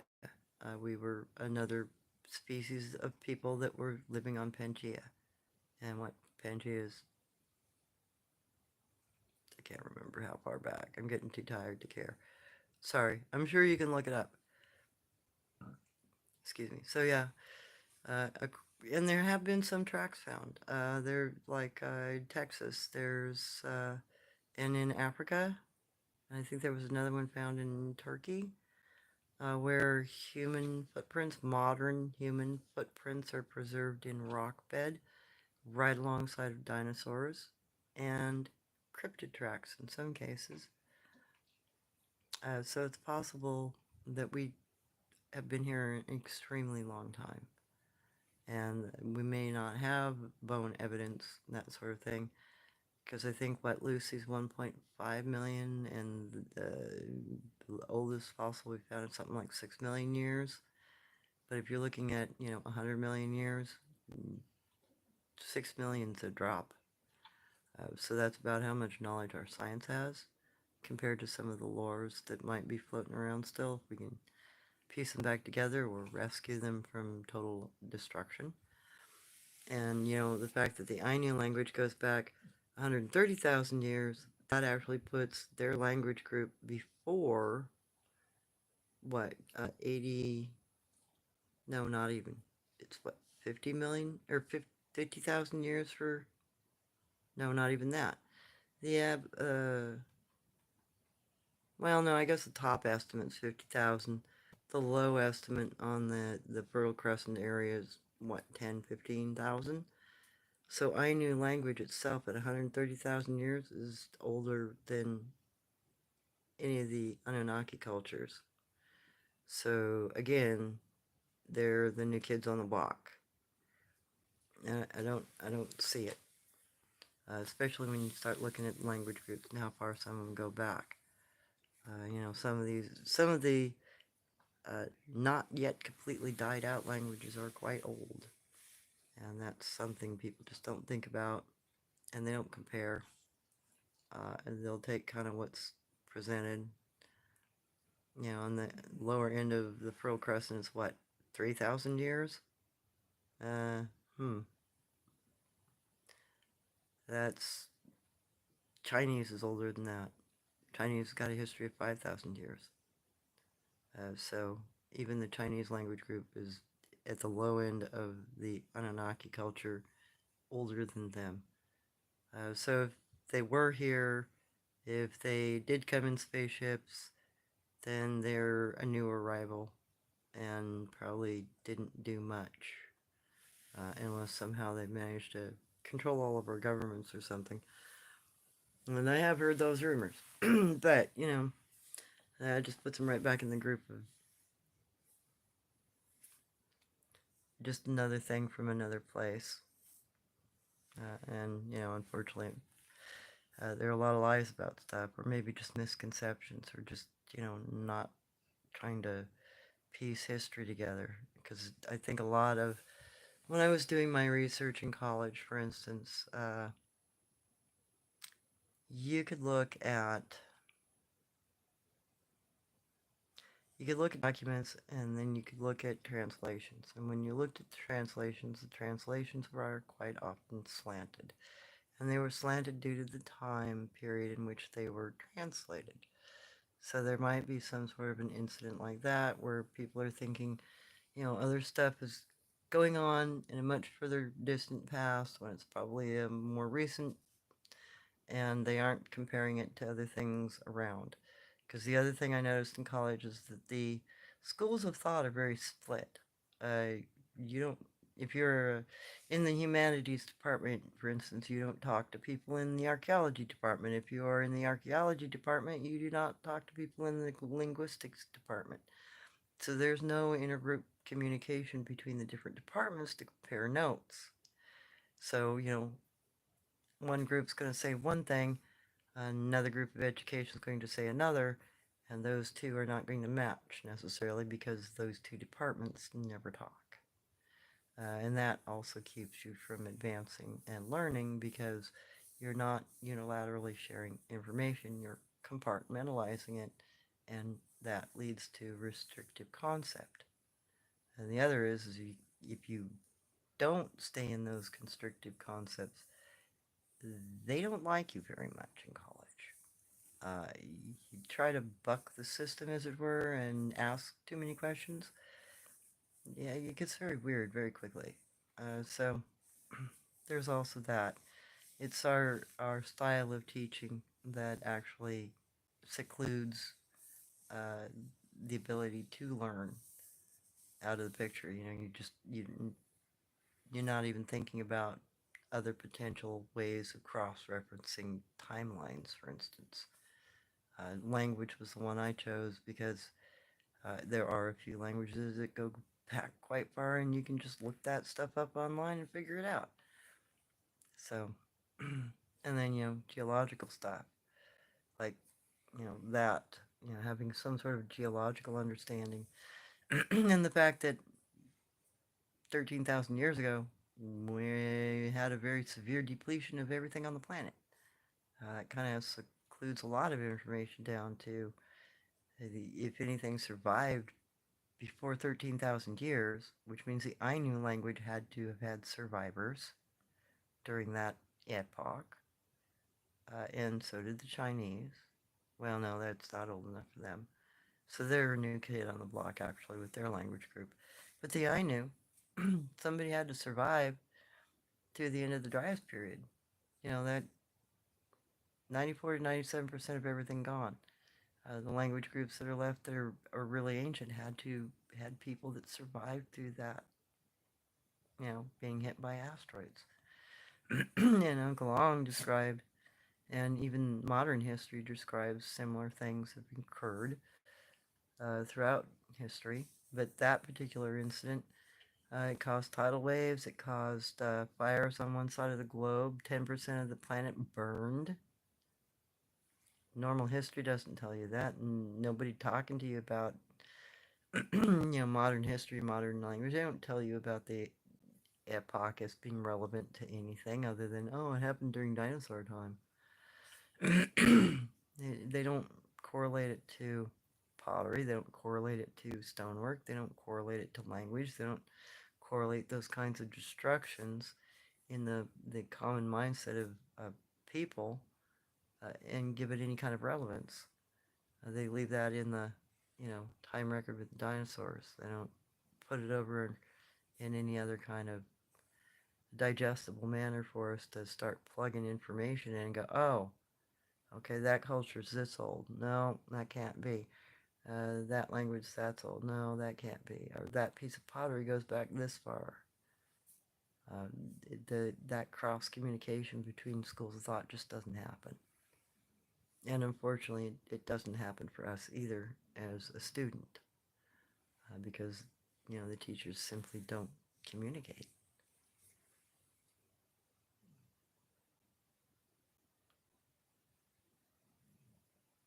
Okay, Tyler. Most say the Sabe are much older than humans, but if you claim that they were here before them, claim that we were here before them. Both sides very educated and very well researched, but that's how convoluted and hidden human history is. Yeah, no kidding. No, you start have to you kind of have to pull apart education. You have to take in what they say because it gives you a good base, and then you gotta kind of pull it apart. You gotta examine it and go, well, where else can I find this information? Or do I find anything that's contradictory? Do I find anything that suggests something more is to this pattern and to this piece of history that isn't being said? Because that, you start getting into fragmentary documents from ancient times and you run into some really interesting stuff. Like you'll run across receipts, uh, you'll run from temples, you'll run across marriage contracts, private letters, news of the time. Just some of the most useful information is actually in fragmentary documents. Though the whole document might be, in pieces, the pieces that are there sometimes reveal some very interesting information. So if you're wanting to do ancient document research and you want to do a quick and easy one, get yourself and they're usually 60, $80 though, but get yourself a fragmentary documents book for college. It will give you some really interesting information, like personal letters between Julius Caesar and his daughter, receipts for temples and the amount of goods that they produced, or the taxes that they levied, or how many people they freed, because that was one of the functions of most ancient temples, was to free people from slavery so they would buy people's contracts, and then they would have them work as a priest or a person within the temple for a year or three, and then they were released. They were given their own rights, given their freedom back. And that's actually how a lot of immigrants came into Rome, was because they'd been captured, they'd been enslaved, and then they were bought up by temples and freed. And that kind of information can be found in fragmentary documents. But you're not going to find it in a normal history book because they just don't talk about it. Because most of that evidence is, you know, in fragmented pieces, and they don't consider it uh, an overall useful to the overall picture they're trying to present. I don't want you to know about marriage contracts. Ancient Assyria actually had some very interesting things about their marriage contracts. Women had a right to divorce their husband if they were beaten. You're not going to hear that in a normal history class, but the information's there. You just got to do some digging.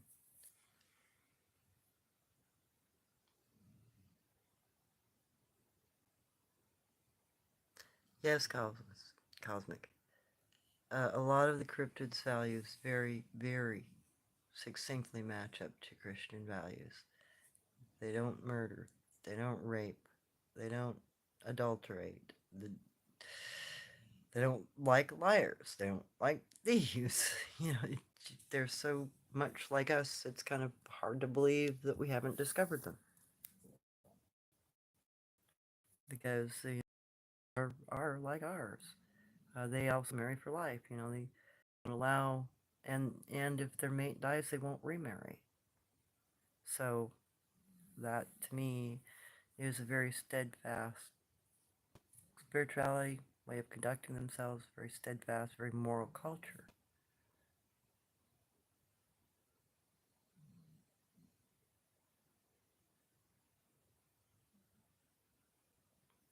Yeah, they do use crosses a lot to mark a lot of things. And I've oftentimes wondered, if that has more meaning to them than just a marker. Because it's highly suggestive with all of the things that I've read and heard, especially, St. Christopher, the fact that he was originally a Mamarike Berber man who had been captured. And I have talked to Berber people, and they say the same story. Oh, yeah, yeah, they were a tribe. And he was a person who had been captured, and yes, he looked like a dog person. And the original iconography, that once he was bought by the church and freed, his original iconography, his original image depiction was him as a dogman with a tail. He looked just like, a black shepherd standing upright. And then between like 1100, when he died, he was actually beheaded because he was a Christian in like 1224, 1228 maybe, somewhere in that ballpark. Uh, by the 14th century, his iconography had completely changed. At first, he lost the feet. Uh, by the late 1200s, 1280-ish, they started depicting him as a knight, and they put him in shoes, so he lost his dog feet. And they put a long drape on him, so he lost his tail. All you could see was his dog head. Originally, the iconography was him, depicted as a wolf man standing upright with no clothing. And then by the 1400s, he didn't even look like a dog person. He had a bulbous head here, a forehead that stood out. Other than that, he looked just like a human being. They completely changed everything about how they drew him. And you can see that when you start looking at the church records about him and the uh, calligraphy written and the images of him. He definitely gets modernized, as you would say, and completely eliminated as something unique or special or different. Hey, baby girl. You alright, honey? You're not having a nightmare, are you?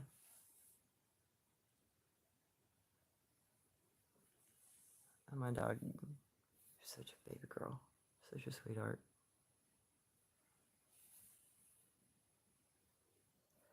I'm beginning to think so, Maddox, that potentially each type cryptid comes from two different kinds of cryptids originally.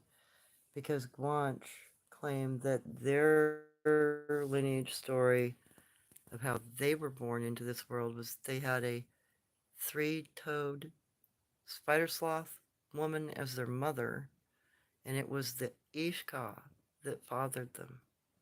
And that's why they revere the Ishka and go to them for counseling or for support, any kind of thing that they might have questions on, because those two individuals were their parents. And the funny thing is, when you go to Tibet and you look at their iconography in their temples, you'll find that they depict a baboonish looking Ishka, and they depict a three-toed sloth of some kind that are supposed to be the parents of their form of Yeti. So that would mean the story is shown up in two places and it's basically the same story. And then, the Native Americans and their story, Oma and Dog. So there's two patterns there. So that, to me, especially if you take a look at some of the weird things that, in past history, in our records, as far as, petrified things, some of them are some pretty peculiar looking critters. and they had to reproduce very oddly. And what happens when you don't have anything to reproduce with? If 97% of your species is gone, like no more, somebody had to mate with somebody to create an offspring, or there wouldn't have been another generation. So there's also that possibility. Maybe the reason why they are born of different pairs, and potentially why we might have been born of different pairs, is because it's the way we have adapted because of the environment of this planet being torn apart by asteroids or volcanic events or other natural disasters or planetary disasters that have, you know, depleted the population at times so much that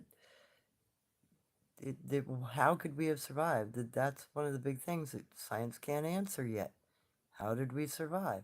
Well, two humans. Okay, but how many of those would have been left? How many? uh, That means, if you were looking at just a million species and you're knocked away by 97%, that's 300,000 different kinds of things on the planet. And that includes your food, your plants, your fish, your birds. You had to mate with something. So I kind of think, the paired stories makes more sense. It would seem to hold more true if you're going with the whole environment brings around different changes. That we've already seen that, stresses on environments will make animals adapt rather quickly and uh, do some really bizarre things. Like we've discovered that lions and tigers can mate. And we didn't know that before. We figured they couldn't. But those are two unlike species that then creates a species that doesn't have a shut-off gene for growth. Ligrans don't stop growing. They don't have a gene for it. And that neuropathy. And then you've got the whole, an animal that can't reproduce, but every once in a while you get a mule that can. They're expensive once you get one. Seabed might have been a mule. Take a look at his ears, and he could reproduce. So, that we wouldn't have, little tidbits of remnants of that sort of genetics going on if there potentially wasn't something that was a factor for survival, would be my guess. It'd have to be for survival. It's sort of like the striped cheetahs showing up in the last 20 years. Depletion of game, all of a sudden they got to be quicker, they're striped, and they run 10 miles faster than a normal cheetah. And they're not, genetically altered in any way. It was an adaptation due to the environment. So there's also that possibility. Maybe we're a sport of a sport. It kind of makes sense, but until we can do something about our understanding of our genetics a little more, or DNA a little better, it's probably going to be kind of hard for people to understand it or potentially even be able to prove it, because we just simply don't think about searching in those kinds of avenues. We always look for what we can validate that we've already validated, it seems. Okay.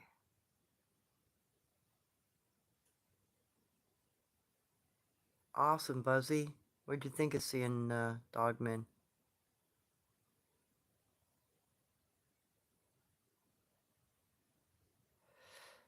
I don't know if they're part, part Dogman, part human.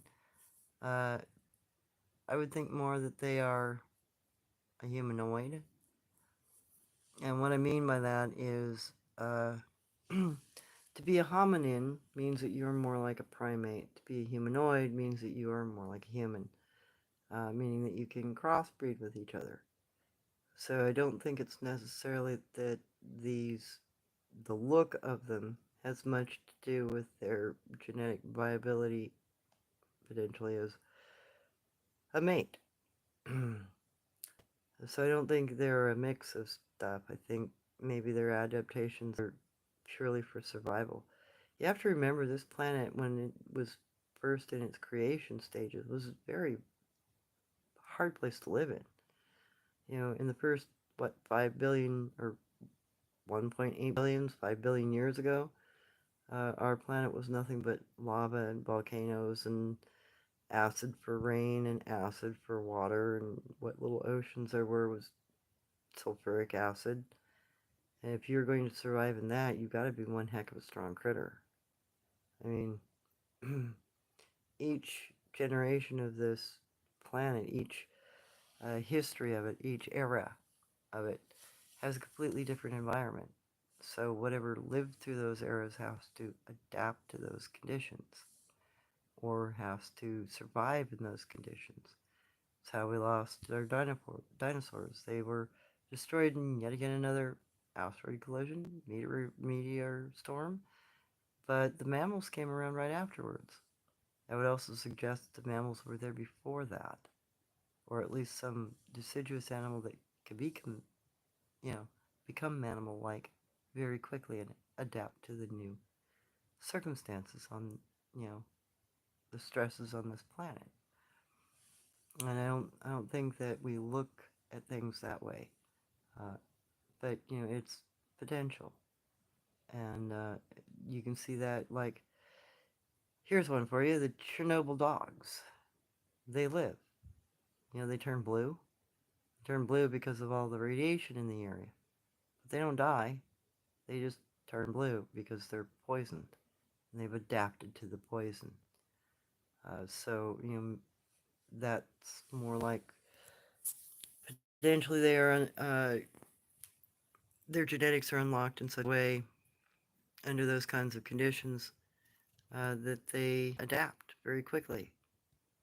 And, that's something we aren't looking at either is, why don't certain things die off in certain circumstances? Extremophiles, for instance, they can live in lava. Extremophiles are incredibly tiny. They're little tiny critters, but they can live in some extreme conditions. And here's another one. When we had the fault open up off here in Oregon in, what, 90, 92, something like that, or late 80s, the sea floor adapted. The creatures in that area adapted. The weird thing is, the water is pouring out of there hot at 1500 degrees, and most of the area is completely sulfurated. But the wild thing is instead of dying out, all of the normal flora and fauna of the area, the corals and the critters and whatnot, they didn't die out, they got bigger. Sea worms went from 6 inches to 6 foot.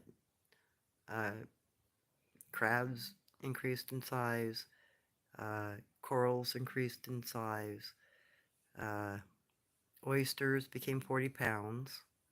And it's because of the environment. They thrive in it. They didn't die out, they adapted. That to me is some, upfront and in your face potential proof that anything can do that. If those sea creatures could do that in no time at all, not even a generation, then there's something in our genetics that we're not aware of that allow us to survive extreme conditions. And, that little node ganglion that everybody keeps talking about in our DNA, and they think it's, leftover alien cutting your brain out in time and technology. Maybe that is a little bit of genetic material that's put off to the side, locked behind a ganglion until some stress comes along that goes, oh, we need to adapt. Bingo.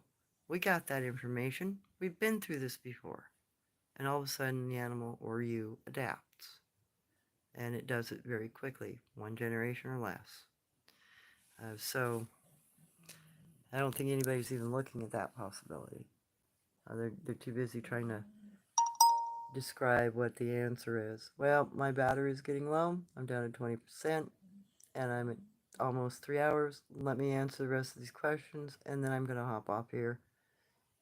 Yeah, it's 6:30 in the morning. I better get some sleep. But at least this will help me switch my schedule around because, it'll be about the time I'll be going to bed if I get off work at 4 in the morning. Alrighty. Uh, Autumn. In my tribe, we have a room in the village hidden large underground with fresh hay and food there for them. Uh, they bring meat for the elderly and trade melon and corn, etc. Oh, wow.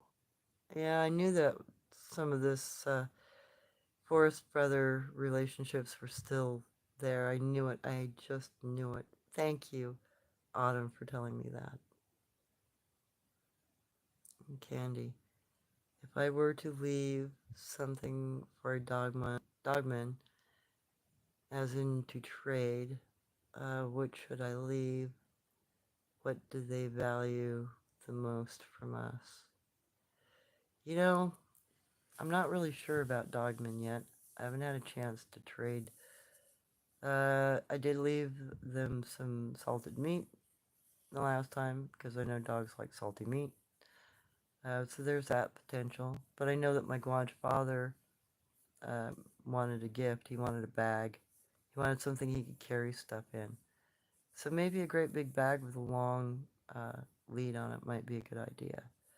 Because if they're collecting food and they're collecting a lot of small stuff, probably easier for them to carry it in a bag.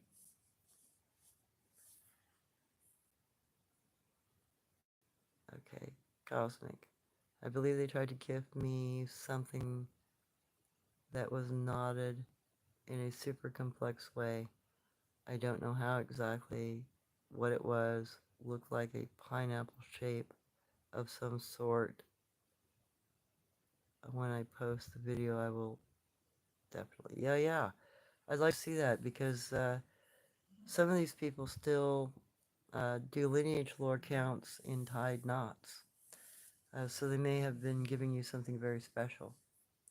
And it would be awesome to see it because there might be something decipherable about it. Okay, Autumn. I heard the Bigfoot speak their language. Oh yeah, they're probably speaking Abenaki, but they could speak other languages as well. That's just the one I'm aware of. Cosmic tag notify. Oh, okay, Autumn. If you ever need a mod, I'm here for you. Mod for 7 years in many channels. Ooh, Autumn. Email me. I need to know how to do that, and I do want a mod in here, because sometimes it gets pretty weird, and I really don't know what I'm doing. I need somebody trustworthy. So my email is northwestnativetracker@yahoo.com. I check it during the day because I don't get reception up here, so I can usually answer you within a day or two. Love from India. I love you and prayers too.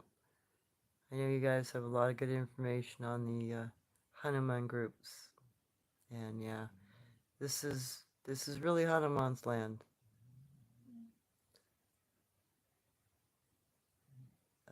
Maddox, would a Mason's Bible have any of this info? Uh, do you think? I actually have a Mason's Bible, and no, it doesn't. But it does have two pre-pages in it that tell you every part in the Bible where there's a human sacrifice done by fire. But that's about the extent. It's still just a standard Bible. They just note the human sacrifice on a burning pyre thing and a few other nasty little tidbits. When I grab my Mason's Bible, I'll pop out those pages for you. I'll videotape them for you. That way you can have a look yourself.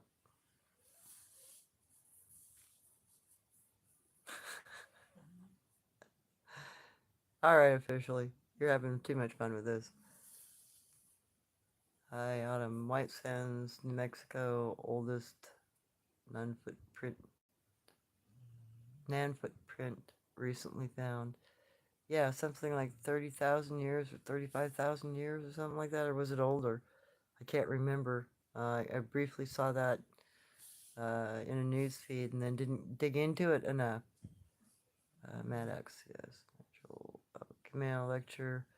A book confirms modern human bones found in bedrock.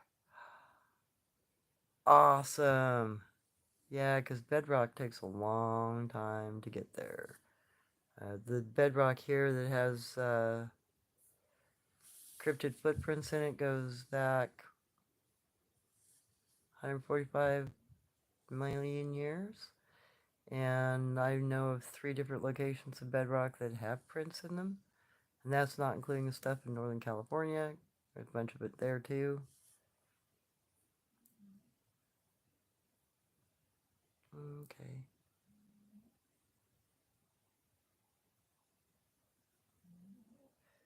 Well, the English language is actually composite language created by Ben Franklin. And the American version of it. Because he combined German, Greek, Latin, Spanish, and French, I think it was. But we had to have our own language to be considered our own country. So our language is actually composite. It's not exactly like British. Nobody's going to bang you up in the morning, for instance. That means to knock loudly on your door to wake you up. Younger Dryas and the formation of Lake Missoula. Trying to think of that. I'm gonna have to look into that one. I don't quite remember it, Tyler. I do remember something about it, but it's not enough to discuss anything about it. I will look it up though, because I think that's probably relevant.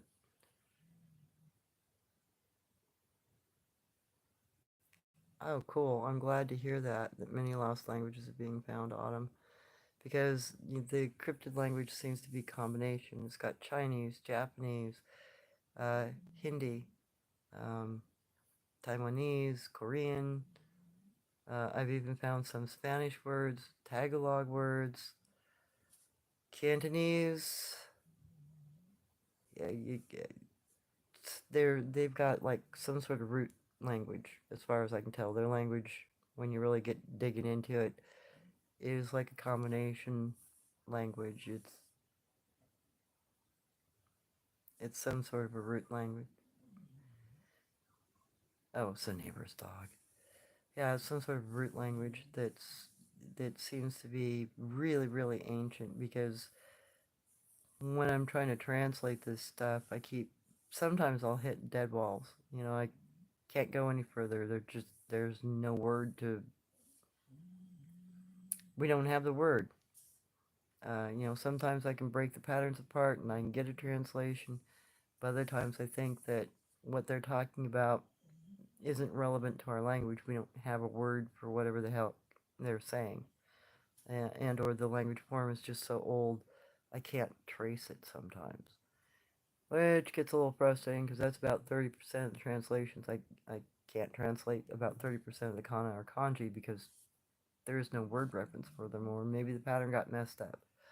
But typically, I like to find the same kana 2 or 3 times before I get all yay. I like to see repeat of evidence before I'm happy that I've got it right. And sometimes you just, even though I see the pattern repeated and I know it's a kana or a kanji and it still doesn't translate, and I do the whole, because almost all of these can be flipped in different directions, like all 4 directions, and you can still translate them, and sometimes they mean the same thing in every 4 directions, and other times you'll find that they have different translations. So you get into more complex kanji, you'll find poems, you'll find prayers, you'll find, like complete little stories encapsulated in the kanji. So the language is not, it's very similar to a lot of our Asiatic languages, but it's also seemingly far more complex in some ways. But I don't I don't know enough about languages to really make a good delineation. I really need some language experts to help me out, but I don't know any. Oh, excuse me. Oh, yeah, yeah. Okay. Piano player. If you like dance tracks, check out my piano covers. Love positive music, vibes. You're great. Love from, oh wow, Mid Wales, UK. Welcome. I'm so glad you came and participated. And I'm glad to have the feedback and the information. Fragmental contracts, yes, there's a lot of those on them. And those are kind of common in ancient texts. Cosmic. That's amazing. I have absolutely no idea. Those baobab trees in Hawaii. I believe baobab trees are remnants of Lemuria. Thought Lemuria was in South America. Oh yeah, but that island chain might be. Yeah, I got a funny little book. If I can find it, I'll dig it out. It's got some interesting information in it about Lemuria. But it's an older book. I really need to start digging out my books.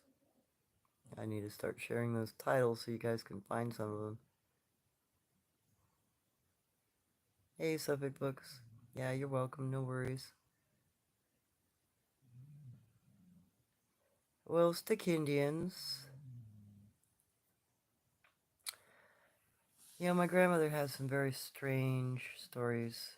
You know, there's the fact that these guys, you know, cryptids in general use stick language, but there's also some stories about sticks that are people shaped. You know, they disguise themselves as fallen logs, etc. I've never found any, but that doesn't mean anything. There are a lot of myths about them back east. I haven't, you know, here on the West Coast and in the Midwest, there weren't as many stories of them, if any at all. But the natives back east, the Algonquin, the Iroquois, etc., they all have stories about what they call stick Indians, being stick people. So yeah, it's a potential. I've never seen one, and I try to stick to the stuff that I've had contact with because I feel it's more relevant to speak from a point of, well, perspective of having been there than to conjecture on things that I've only read about. I mean, I will conjecture about things I've read about if, you know, I get the repeat information enough to go, okay, this picture looks more plausible. Then I will state my opinions. Suffolk books, burning bodies is often a reference towards alchemy, specifically, oh yeah, calcination. Wheels in the body, and the herbs being organic, clarified as ash, and remove the fixed salts. Yeah, the Masons actually have some very peculiar rituals, and they're very old. Uh, Go find yourself what's called the Book of Duncan if you want to know about Masonic rituals. That book goes into a lot of detail about them.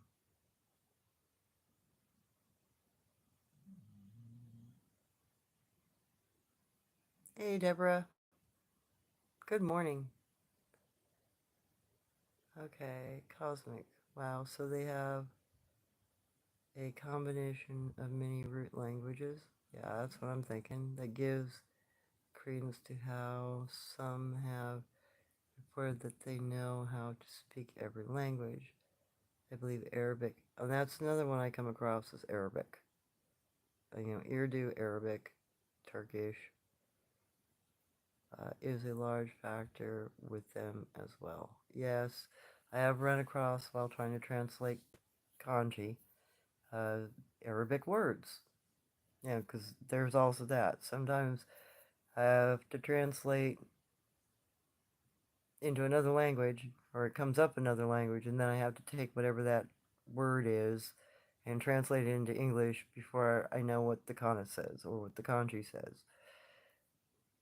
That can get a little ah at times because it makes you really wonder, when you're working with the language, am I getting this right? And I try to cross check as much as I can.